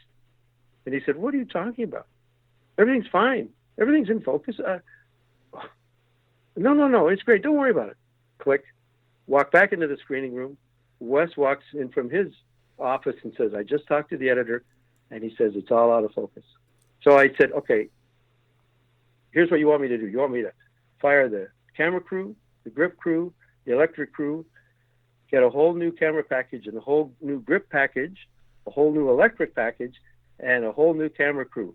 You sure you don't want a new cameraman as well? At this point, I'm laying down on the tracks in front of the locomotive. And Wes looked at me and said, good idea. So that was the last time I worked with Wes. I finished that night, and that was it. Peter Deming shot everything for him since.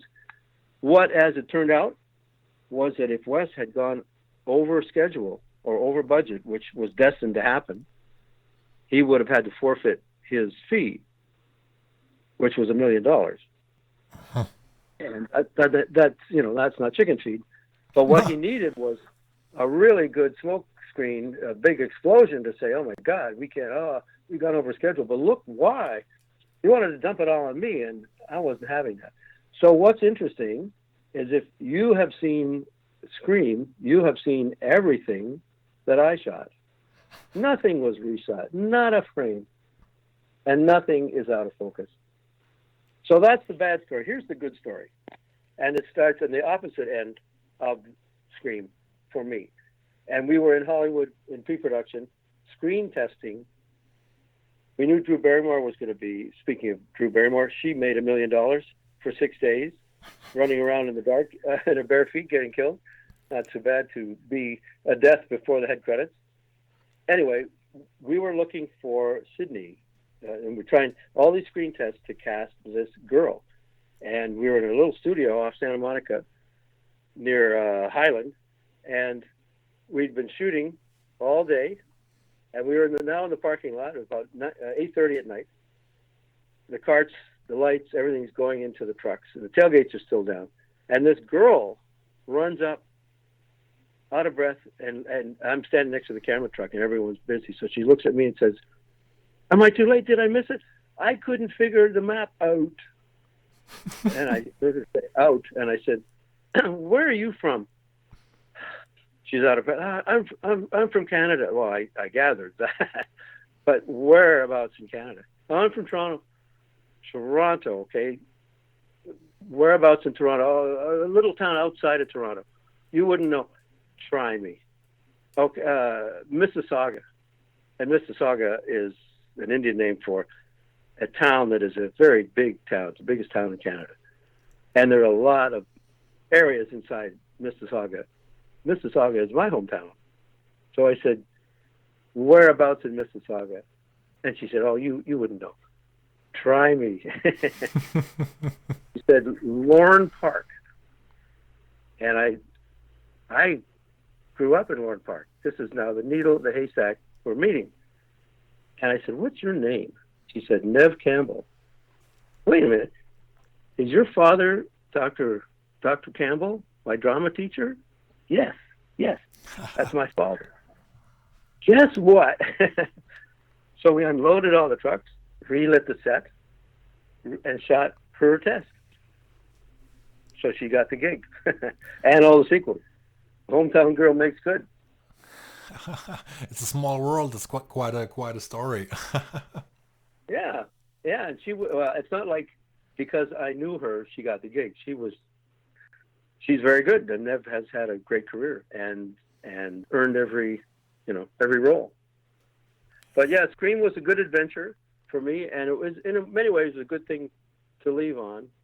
What was weird is that it was all versed in a weird way that Wes and Marianne, his producer, all big hugs, the sun's coming up, like we'll never see you again. And, sorry the way things, but when you get back into town, back to Hollywood, just go to the screening room and we'll show you what we mean. So, okay. Drove back to Hollywood, went to the screening room, a big guy with a security badge, the whole deal, and a clipboard. I said, yeah, I'm here to see. What's your name? Yeah, Mark Irwin. No, you're not allowed in there. So happy endings, I don't think exist even in the movies. Certainly not that one. But it was a good movie, so I paid my dues. Very good film. Yeah. Unfortunately, there was no happy ending for you, and it's something. Well, it's one of those bitter pills in life. We all have to swallow at some point, I guess. Yes. And there's another joke about Hollywood that underneath all that phony tinsel and sham is genuine tinsel and sham. So underneath the phony bullshit is real bullshit, and that's what Wes kind of proved to me. So, just want to wrap this subject up by saying it's terrible when a perfectly fine work relationship, is ended by these events, and so I obviously I wasn't present on the set, but I can understand your feelings, and I probably would have been devastated by the whole thing. Well, as I've said, and I got calls from every Hollywood reporter and everyone who worked with Wes called or contacted when he passed away for some kind of brave words. I was never quoted in the press, and I don't know why, because all I said was to all these reporters who called, I said, I knew Wes was my friend because he stabbed me in the front and not the back. So yeah, that's my takeaway from Wes Craven. Ironically, everyone else who got fired, the Grips and the Electric said, well, no problem. You want us to change everything? Took us a week to put this up. It's going to take us a week to take it down. The new guy who comes is going to take a week to put it up. So if you got that much time, we'll start wrapping right now. Oh, no. So everyone got to stay except me and my camera crew. Well, that's Hollywood. Okay. Let's talk about something happier. If you still have some time left. Oh yeah, Great. You had worked on quite a few comedies, Dumb and Dumber, Kingpin. There's something about Mary, and also Road Trip. And you mentioned before that comedies are tremendously difficult to shoot. Why is that? Could you elaborate on that? Why is the comedy genre so difficult to handle? Well, it's funny. I as you said, I've done a lot of comedies. I've done a lot of every kind of film. I did a Jackie Chan movie in Hong Kong. I did the Blob and The Fly and Robocop. So I touch on every genre, and doing comedies has a one single purpose, and that is to make people laugh. And that's much more difficult than it is to excite people or scare people or crash cars and get them all amped up. There's a formula to Jason Statham film or a Wes Craven kind of movie. Comedies are all different, and finding something that is funny. And after Road Trip and Old School, I mean, Todd Phillips was really an understated, and certainly you could see it in Hangover. He was an understated kind of comic storyteller. Judd Apatow had a good run, and the Farrelly brothers had a good run, but they kind of lost their comedic instinct. And I'm not saying Dumb and Dumber when somebody breaking barriers and having someone take a dump in a toilet for 5 minutes is humorous, but I think Dumb and Dumber is everyone's guilty pleasure. Oh, Dumb and Dumber, you kidding? It turns out they've seen it 7 times and they love it. And what's not to love? But there's an equal number of comedies that have fallen flat. I did a big comedy with Danny DeVito and Matthew Broderick, who on paper and in any principle of marketing would have been a comedic success, but it wasn't. So the dynamics of making people laugh are in many ways invisible, and a lot of people who are skilled at stand-up don't have the same skills in ensemble writing. Blake Edwards was a hero at comedic films, and then he wasn't. So it comes and goes. And when we did 10 Things I Hate About You, there was a lot of young, eager minds and a lot of old, seasoned minds. And the old, seasoned minds were the director, who had done nothing but sitcoms, and all of his writers, the writers' room guys, the jokes, the people. And they were the ones who would agree and then disagree. And it wasn't just like, yeah, well, maybe that'll work. It was like, you think that's funny? I know funny. That's not funny. You think you know comedy? You don't know shit. And it would grow and grow and grow. And the AD would say, okay, kids, time to leave. The parents are fighting. And so that was kind of no holds barred when it came to varying opinion as to what is and what is not funny. And in the end, I did American Pie 2. Sean Penn's older brother, Chris Penn, was one of the characters in American Pie 2. He played Stifler's dad as opposed to Stifler's mom. This, as a comedy, worked well, except at the test screening, everyone, test screenings are given a kind of a ballot. What did you like about this? What did you like about that? What didn't you like? And everyone wrote down, we hate Chris Penn. And I was at that screening, and the poor guy who's now kind of the master of ceremonies and interprets what people say, he's reading this, and everyone says they hate Chris Penn. And they say, of course, Stifler's dad is Stifler's dad. And everyone said, no, we hate Chris Penn. We just hate him as a person. As a comedy, this got to be a good one. And these kids, and there was 2 screenings, everyone said the same thing. We hate the guy, not the character, the guy. So if you see American Pie 2, he's not in it. No. And it was rewritten, and we reshot things and literally built like this wall and that doorway to redo this shot where Chris Penn used to be, now Stifler's kid brother is standing there, and duplicated a lot of stuff and did this kind of checkerboard reshoot and recut. And the film was successful. But comedies, man, they are hard. And it's one thing to make people laugh, and it's another thing to make them want to stand up and leave. But to have an actor cut out of a movie, that's the first time anyone had seen that. So, yes, comedies are fun to watch, but they're not fun to make, because the serious aspect of why this works, this doesn't work, why, oh, I don't think, no.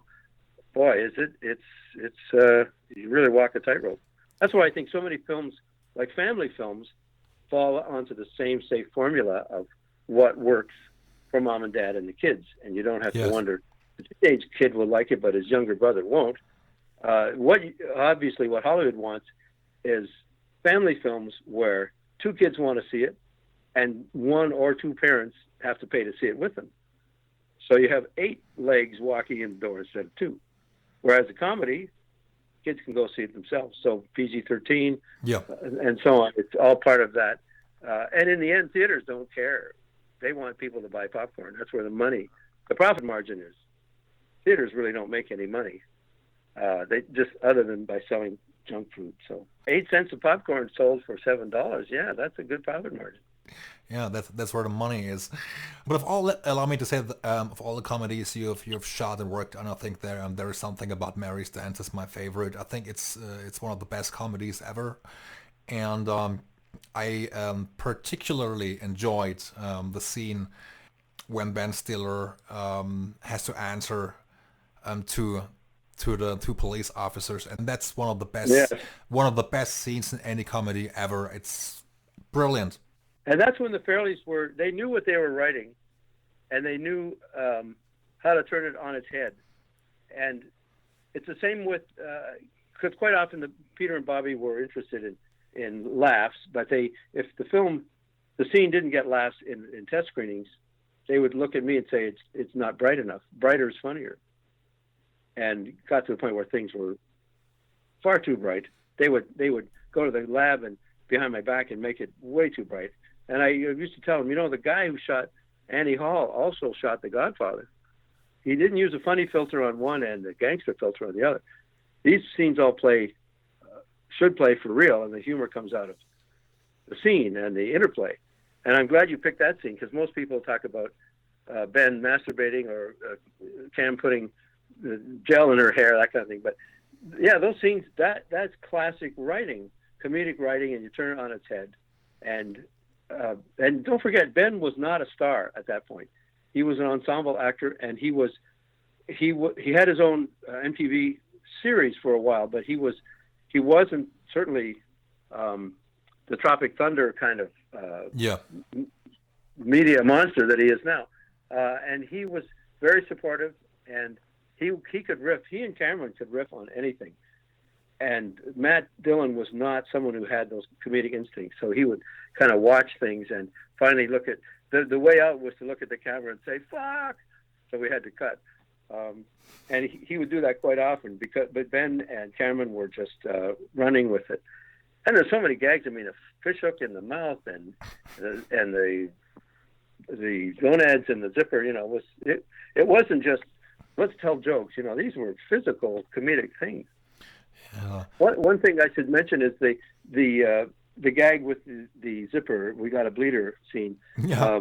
Came out of the Farrelly brothers' father, Docky, who was the local doctor in a small town in Rhode Island, and it was a birthday party, and this exact thing happened without all of the extra stuff. But it required the point of view, the shot of the Franks and beans and the zipper. And it wasn't like, well, we'll talk about it. We won't see it. Well, you got to see it. Huh? So they kept pushing for it. And the production designer, a guy called Sidney J. Bartholomew, this really crazy guy, I said, well, don't make it real size because it's the detail, it's too small. We got to make it bigger. So he ended up making it on a board with fabric and skin and whatever. But it was 4 feet square. This huge board that they would bring to the set, and it would stand on a stand, so it was like at eye level.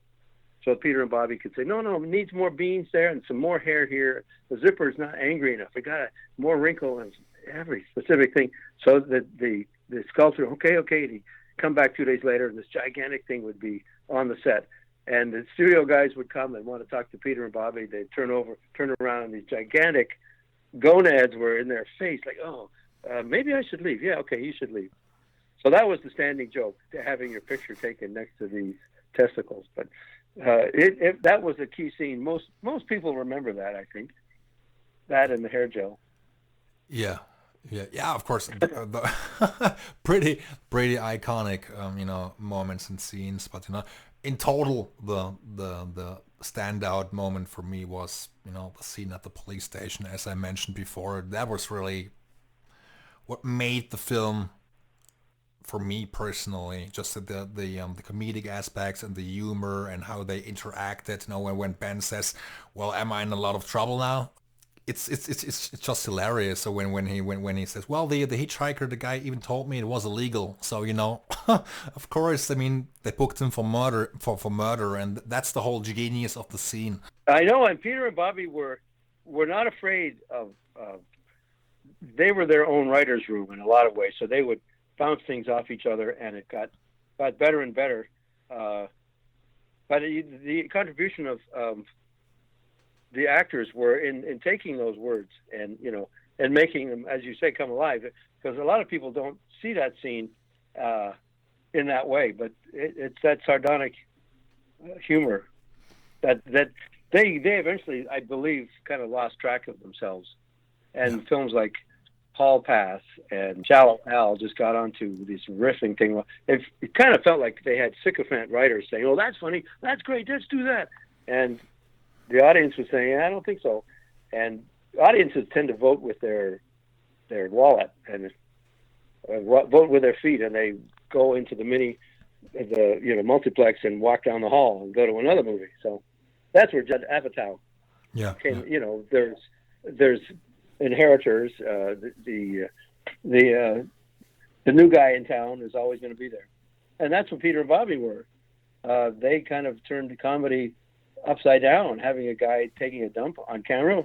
That's funny. Yeah, apparently it is. It made over $300 million, so I guess somebody found it funny.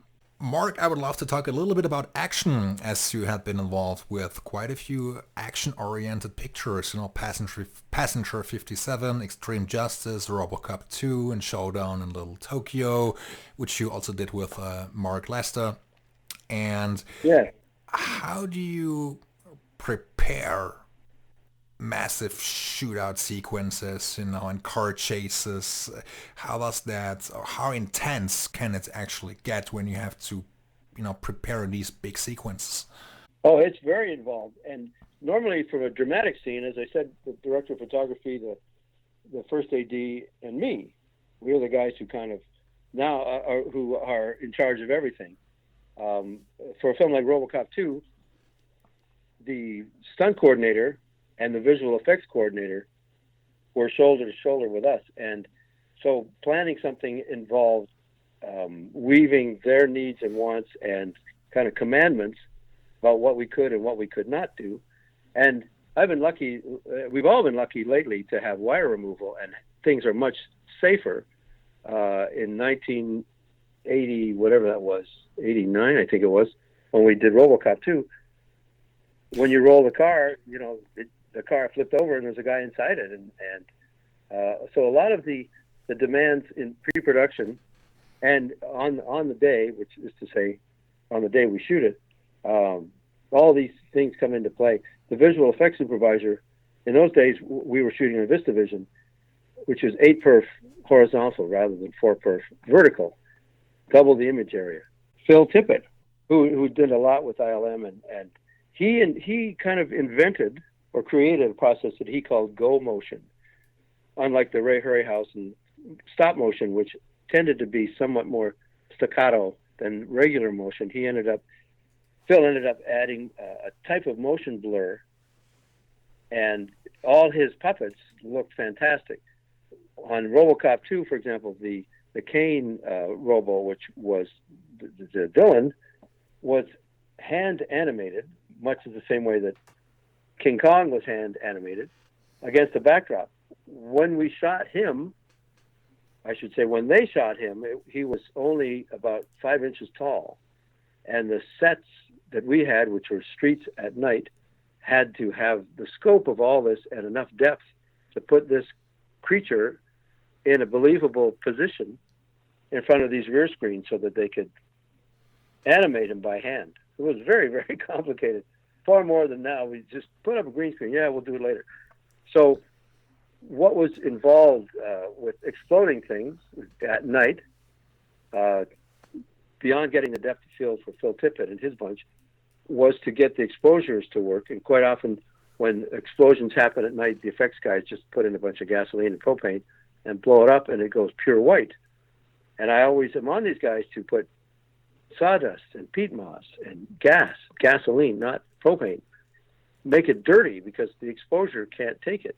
If you are exposed on a street for 10-foot candles, or 15 at the most, or maybe 40 if we have to do slow motion, and this explosion is 200-foot candles, then it's just pure white. We might as well cut the clear leader, bring in a wrecked car, smoke it up, and let the smoke die down and say, there's what happened.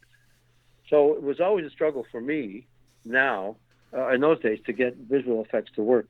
Showdown in Little Tokyo was great in the sense that it was true martial arts in that regard. And Brandon Lee was fantastic. The best thing about him was that he grew up with his father and grew up understanding martial arts and film martial arts. Doing a film with Jackie Chan in Hong Kong was amazing because where Brandon Lee learned everything. I mean, Jackie took over from Bruce Lee when he died.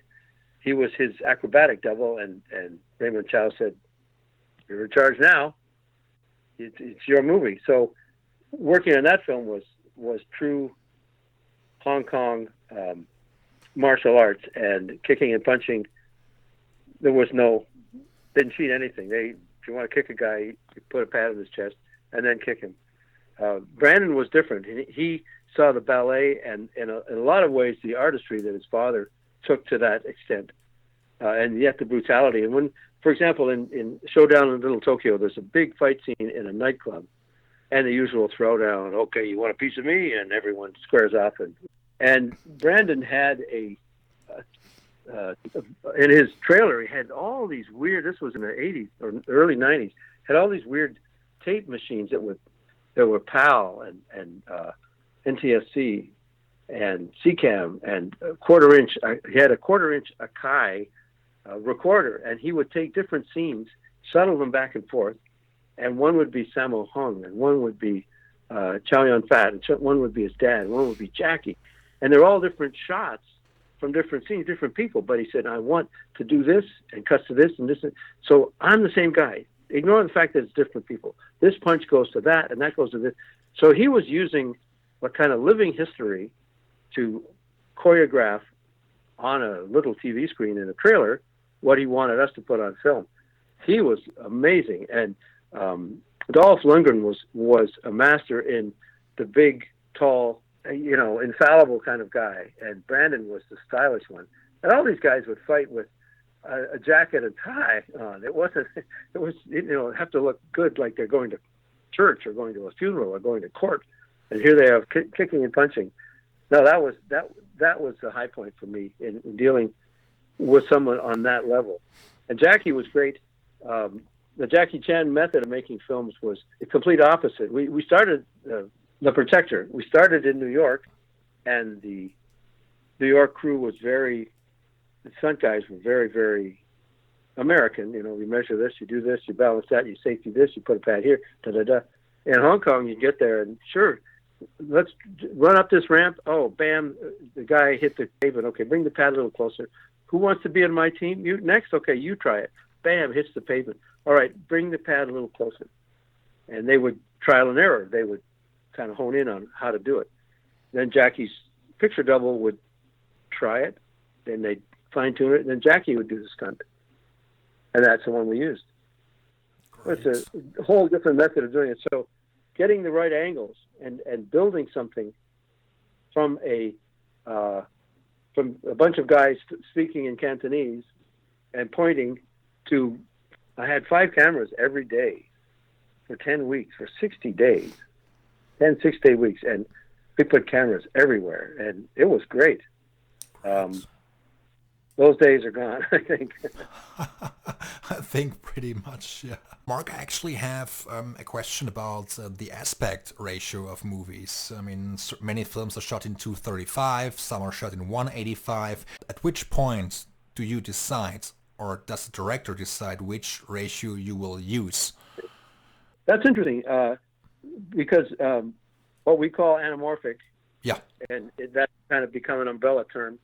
Let me rewind to Thomas Edison, who, among others, came up with the mechanical system of making movies, motion pictures.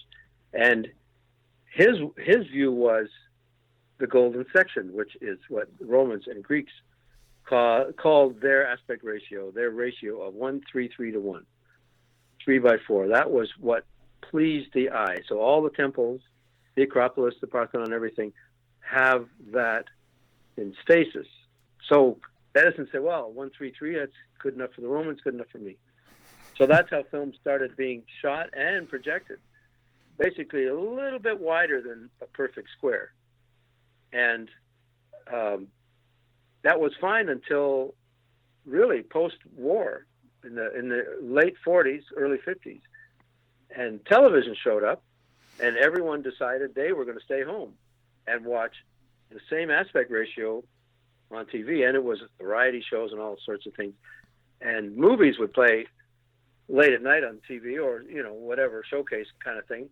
But everything that had been shot up until then fit into that box, a 1:3:3 box.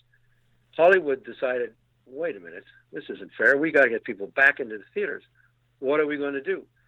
And the words road show became synonymous with a big, grand reason to go to a theater to see a big movie. And a big movie, and this is where Hollywood, the mechanical side of Hollywood, said, well, let's figure this out. Cinerama, let's try Cinerama. We'll use 3 cameras and 3 projectors to make a really wide screen. So the aspect ratio went from being a little wider than a box to a big, wide rectangle. And there was the teething pains of every studio that owned theater chains, and every theater chain that then was disconnected from the studio. They were trying to get people to come, to get away from their TV and come to the movies. One of them was to present movies in this wider aspect ratio. And there were things like How the West Was Won and Windjammer and all these different movies that were big, big in scope that became big aspect ratio movies.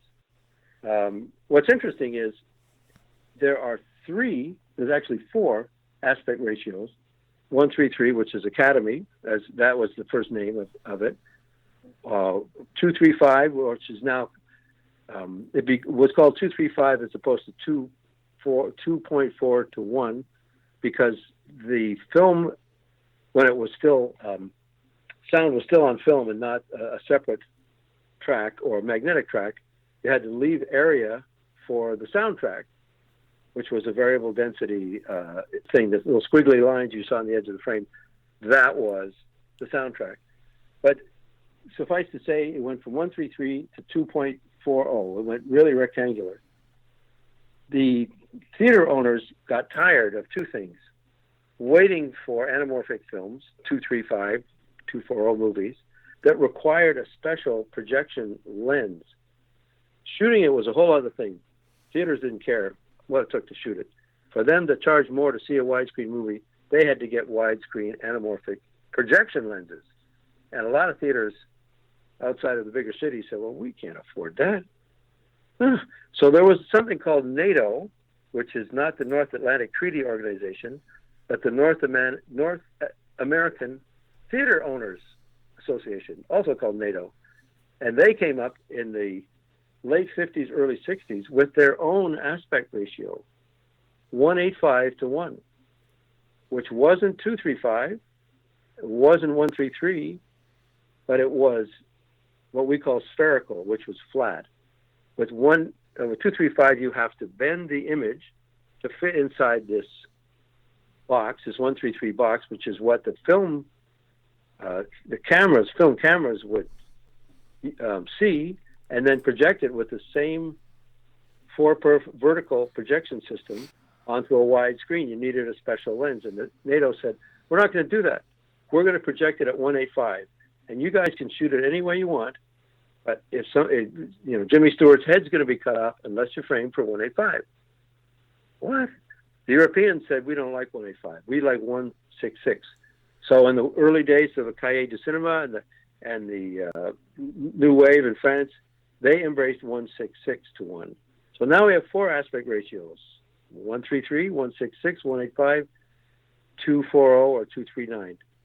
One of them is widescreen, and one of them is a true widescreen anamorphic, and the other 3 are variations on that box. So now it comes down to directors and studios and producers saying, what do we want? Is this a film about sharks? Yeah, okay. Let's make it anamorphic. And Spielberg and John Carpenter and most of the guys of that generation shot films anamorphic because it made the lower budget films, like Halloween, was anamorphic. A big budget movie because it was that kind of widescreen. It was expensive, and in the eyes of John Carpenter, it was worth it. Wes Craven's first anamorphic film was Scream, which is why, in some ways, with his 3 sets of glasses, he thought it was all out of focus. As we know, it wasn't. It kind of plays tricks on you because it bends the image to put it inside a square box and then bends it again to project it on a wide screen. What has happened since we've become a digital movie-making world as opposed to a analog one that used celluloid, you can decide whatever aspect ratio you want. It's not dependent on anything that has sprockets. So now, and Vittorio Storaro is kind of the great granddaddy of innovation and in arguably the best cinematographer there ever was, an Italian genius. He was trumpeting and advocating an aspect ratio that he called Univision, 2:1.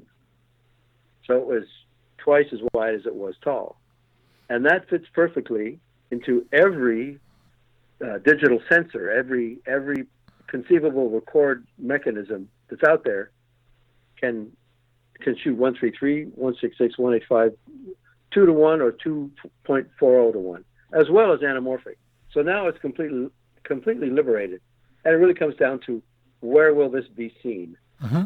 I mean, there was one break in the method of recording film, and that was something called Super 35, which had the aspect ratio of anamorphic, 235, but shot spherically, shot with flat lenses and not anamorphic lenses, which were designed to bend the image, to squeeze it.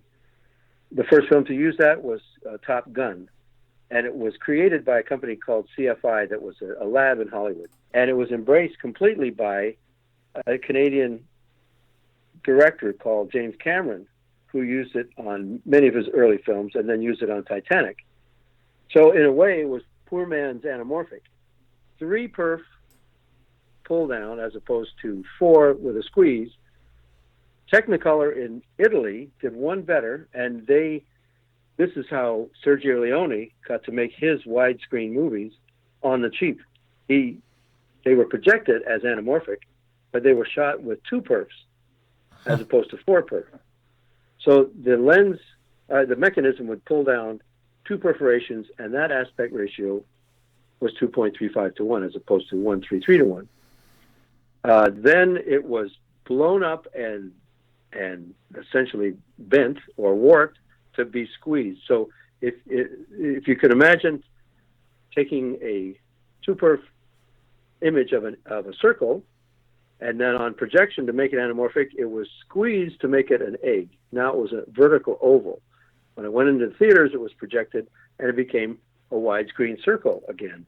So for a few dollars more, a fistful of dollars, all those movies, among many out of Technicolor in Italy, American Graffiti was shot in this process called Technoscope, 2 perf pull down. So the world of mechanically how we got to these aspect ratios, it's a long journey. And now if you think about the subject matter, let's do a film about sharks. Let's shoot it widescreen, anamorphic. Let's shoot a film about dinosaurs. Let's not shoot it widescreen. Why? Because dinosaurs are tall. We don't want to be caught expanding the side-to-side aspect ratio just to see tall. So there have been many reasons. Lately, people just like shooting anamorphic because of the bokeh, which is the out-of-focus bloom that you get on highlights. Now you'll see TV commercials, anamorphic. Most TVs now are, here's a new number for your listeners, 16:9, which is how the Japanese television makers decided that's what their widescreen aspect ratio would be on monitors. So 16 by 9 translates to 1.78 to 1. So now we have more numbers: 133, 166, 178, 185, 2 to 1, 2.39, 2.4. It really comes down to telling a story with pictures. And as far as I can tell, this film is successful if it's a good story. Nobody goes to a movie to see the aspect ratio. And my favorite example is Leaving Las Vegas, a film that Nick Cage won an Oscar. Mike Figgis directed it. Was shot in 20 days in 16 millimeter. And if you take a moment while you're listening to this, look at your thumbnail. That is how big a 16 millimeter frame is. Yeah. There's nothing big screen about that. How many thumbnails go in your monitor or even in your phone? So the film format is not an issue. I've always been fascinated by that, and believe it or not, I check the ratio so many times. Now, is it 235? Does it say that on the cover, or is it 178 or 185 or 166? So I've always been interested in that.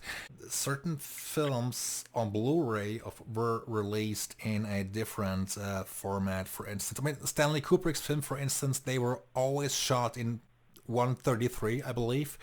The Blu-ray, for instance, on the Shining is 178 or 185. Then Paul Verhoeven's Robocop, I believe the Criterion Collection, when it was released, featured the film in 166, and now the Blu-ray on the DVD also, I think, was 178 or 185. So there was also a slight difference. So I do pay attention to this kind of stuff, and I find it very interesting. I know, and it's unfortunate because the artistry of filmmaking is kind of, there's a doldrum between the film being released and talked about and screened, and then there's a quiet period, then somebody releases it, and now it's not in the filmmaking world, it's in the marketing world, and people who don't know the difference will just press a button and gang print how many DVDs or release it on Netflix, and the aspect ratio is out. And when I shot Passenger 57, that was anamorphic, and was shot with lenses and cameras that were not Panavision, but they were anamorphic. They're just the way that Storaro would shoot with Technovision lenses. They weren't Panavision. They were just Technovision. And on the screen credits and on the posters, it shot in Panavision. What? So I decided I'm going to go down the rabbit hole, and I called Warner Brothers and went to the switchboard and all the way down to who writes the credits and blah, blah, blah. Finally found this girl, hello, and answered the phone. I asked her about all this stuff, and there's this about Panavision and anamorphic and what's the difference. And she said, you mean there's another kind of lens? Isn't everything Panavision? Yeah, and every car is a Chevrolet. I mean, but the thing is, they're in marketing. They're advertising people. They don't know. They don't need to know, apparently. So I'm not surprised that I've got DVDs of stuff I've shot that have one side is one aspect ratio and the other side is another. But for someone to press a button and say, "Well, I don't know the difference," so there you go. And I got, too bad Stanley is dead. He'd be following down the hallway where that girl was, kicking open the door. What the hell? So yes, I think people are getting off lightly now. That's really good. God, thank you for your thoughts on that. And last but not least, if we still have a couple of minutes left, I would love to talk about music. As you also said, well, you majored in film, obviously, and cinematography, but your minor at university was actually music. Did you at some point consider becoming a professional musician also, or part-time musician? What was your motivation back then? Well, my motivation, and one of the reasons I got into the film business, this goes way back to me having an accident when I was a kid, and to summarize it all, I cut off a finger and they stitched it back on. At the age of 5. That was a busy year, 1955. And because my finger was now bent, and it still is many years later, the method of therapy was to learn to play the ukulele in 1955. And I was young enough to know that the ukulele and Arthur Godfrey, which was an old-time radio kind of guy, played the ukulele. No, I'm going to learn how to play the guitar, which is what I did.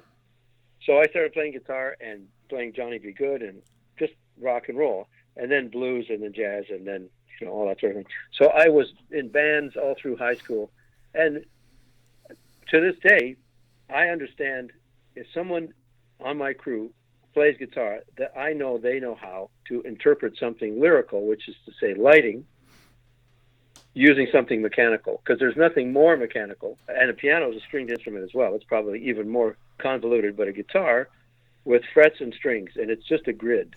And somehow you can have Pat Metheny making these melodic things out of something so overtly mechanical. Anyway, I played in bands, and it turns out that at the same time I was going to making movies in high school and playing in different pubs and bars and dance places. In those days, there was no limit on smoking. You could smoke all you wanted. So an entire room of people smoking was what I had to inhale.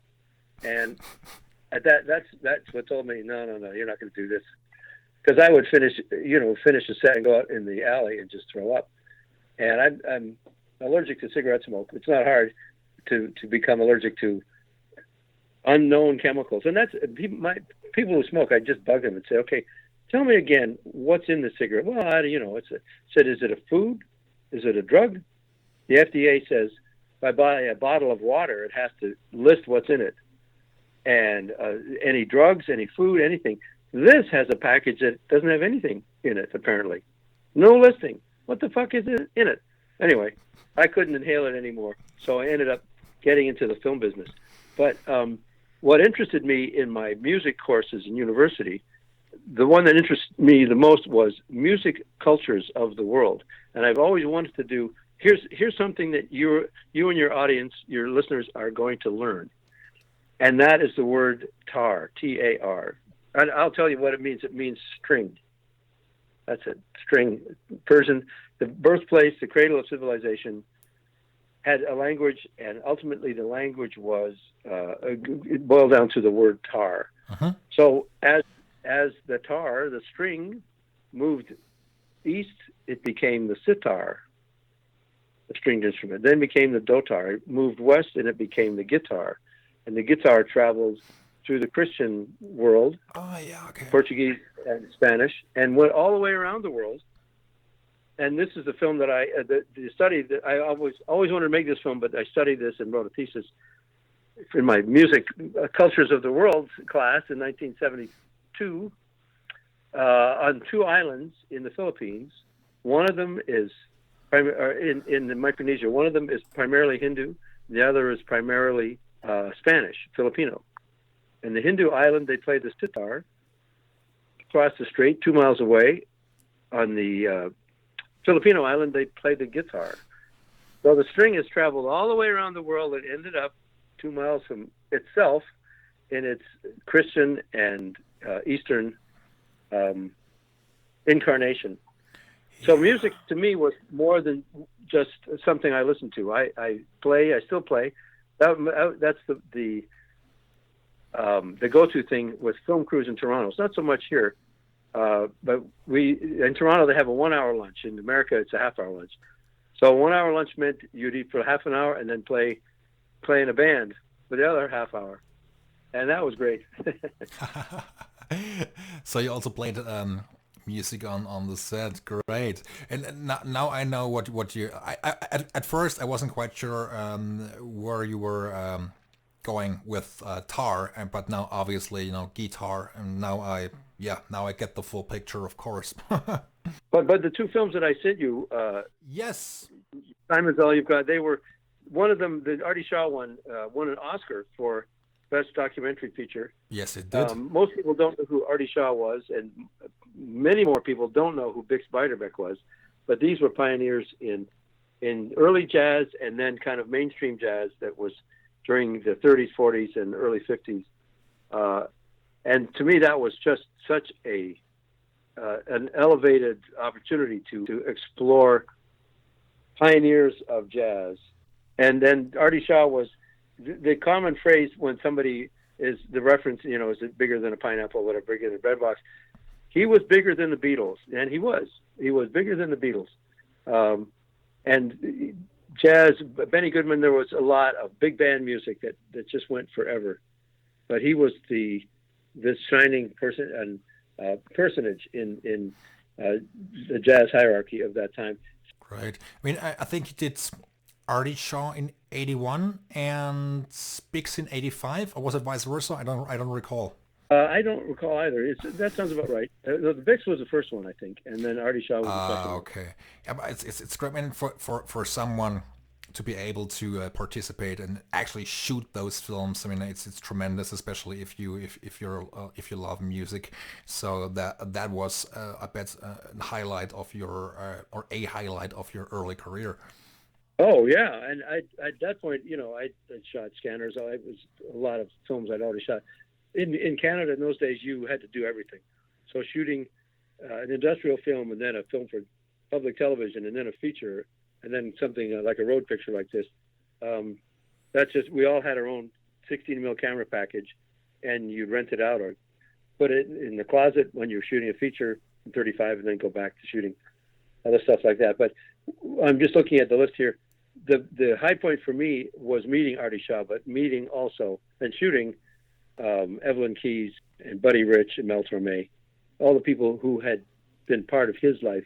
The director, Bridget Berman, is German, and German who started her career filmmaking in Germany and then in Canada, and she was very perceptive and yet very unaware of American colloquialisms. She would tell people that we were interviewing that sometimes she would ask them a question, and then in the next reel, maybe she'll ask them the same question again. The reason being that sometimes they will have collected their thoughts and can make it more precise, more succinct. And so they kind of get the hint, well, I can't ramble. So the second time she asked me this question, I better kind of wrap it up and make it a little more concise. Now, do you know who Buddy Rich was? He and Gene Krupa were the first powerhouse drummers, and they were phenomenal. But he was, this kind of Las Vegas, Dean Martin, Scooby-Doo kind of guy, very slick. And we ended up interviewing him in the marina in this apartment overlooking the Pacific and the harbor, and he's got his drums and the silk suit, the whole deal. So this is America. Oh my God. And Bridget is very formal. Yes, pleased to meet you. Yes. Okay. I will ask you a question. Sometimes I'll ask you again. She asked him early on in the first reel, basically 400-foot roll, which is 10 minutes. What was it that kept you on the road all those years? And he would ramble. Oh yeah, well, the guys and the music, and I love them, and the girls and everything. And so the second reel, she asked him the same question again. He kind of, okay. And he made it a little more concise. The third role, she asked him other questions about performers and this venue in Las Vegas. And then she asked him the question again. What was it that kept you on the road all those years? And he looks at the camera, doesn't look at her, he looks at the camera, and he says one word, pussy. Meaning women.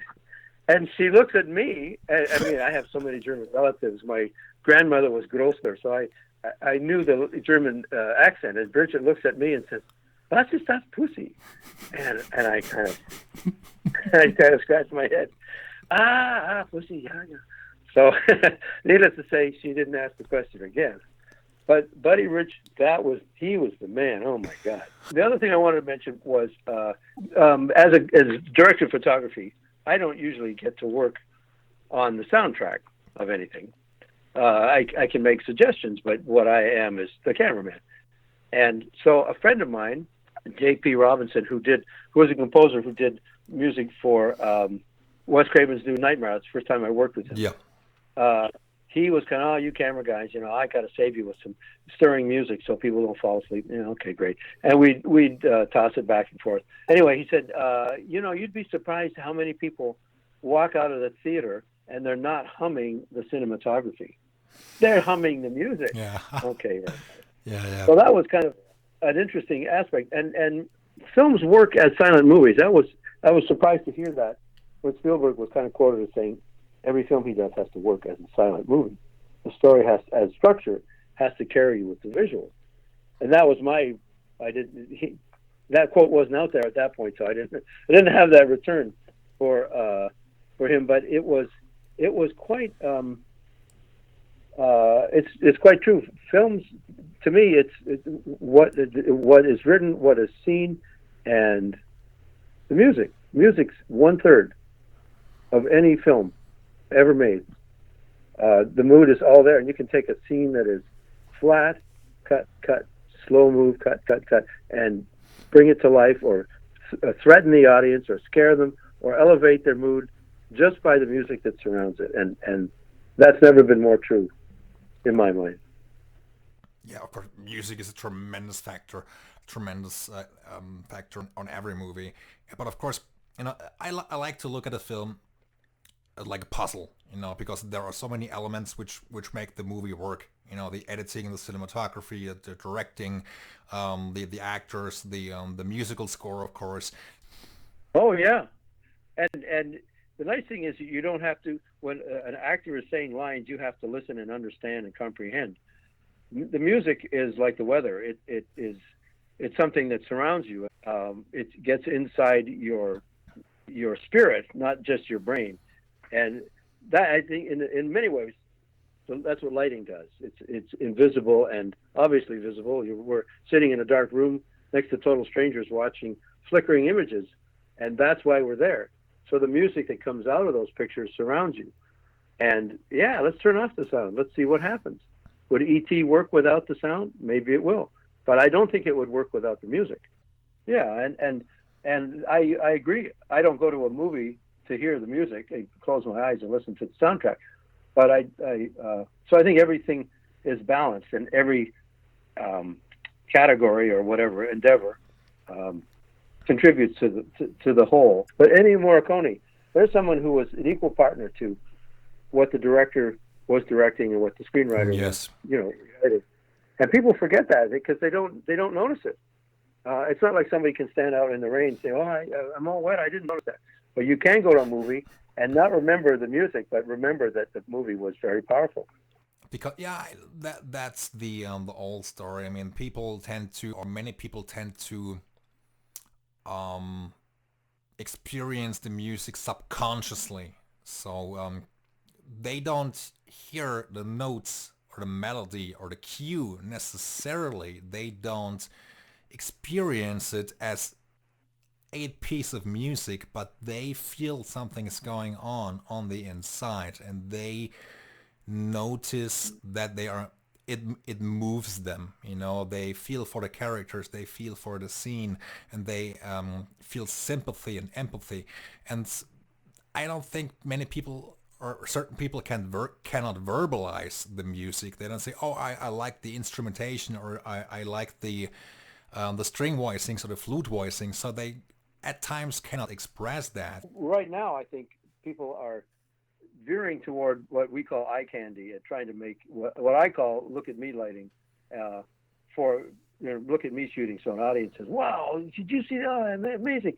And that should not be the case. The same with the composer is happy when people were moved by the music, but they don't remember it. What key was it? Where's the chord change? Did the key change? Where was the transition? No, I don't remember. I just know that it's a really good movie. And I don't know the theme song from Dances with Wolves, so that's good that I don't know, because I know it's a really strong film.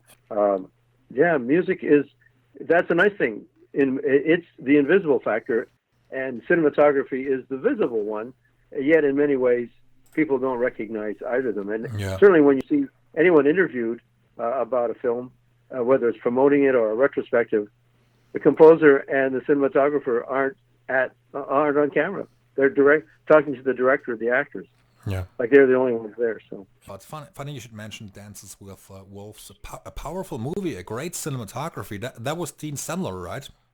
Yeah. It's funny because somebody took a guy who shot Mad Max and said, "Let's have you." He does great outdoors kind of movies, and I think his best film, because it was such a breakthrough, was Apocalypto. So I'm amazed. Film, I mean, in many ways, we're still telling stories with pictures. It's the 21st century. It's for eternity, basically. So it's our legacy, and we continue to build our legacy as we move on.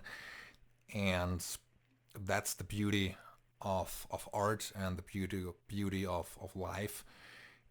And of course, now I would love to thank you for taking so much time out of your schedule. It was a tremendous conversation. I really had a blast. It was so great talking to you, and I'm sure my audience, our audience, the film buffs will have lots and lots of great stories to look forward to on my YouTube channel, Sound of the Movies. I am tremendously grateful to have had the opportunity to speak to you. I hope we can do this again. And thank you so much for sharing all of these great stories. It was so nice to talk to you. And I hope to soon watch a movie in the cinema which features your name in the opening or in the end credits. And Mark, thank you so much. Thanks again, and I hope you have a nice day.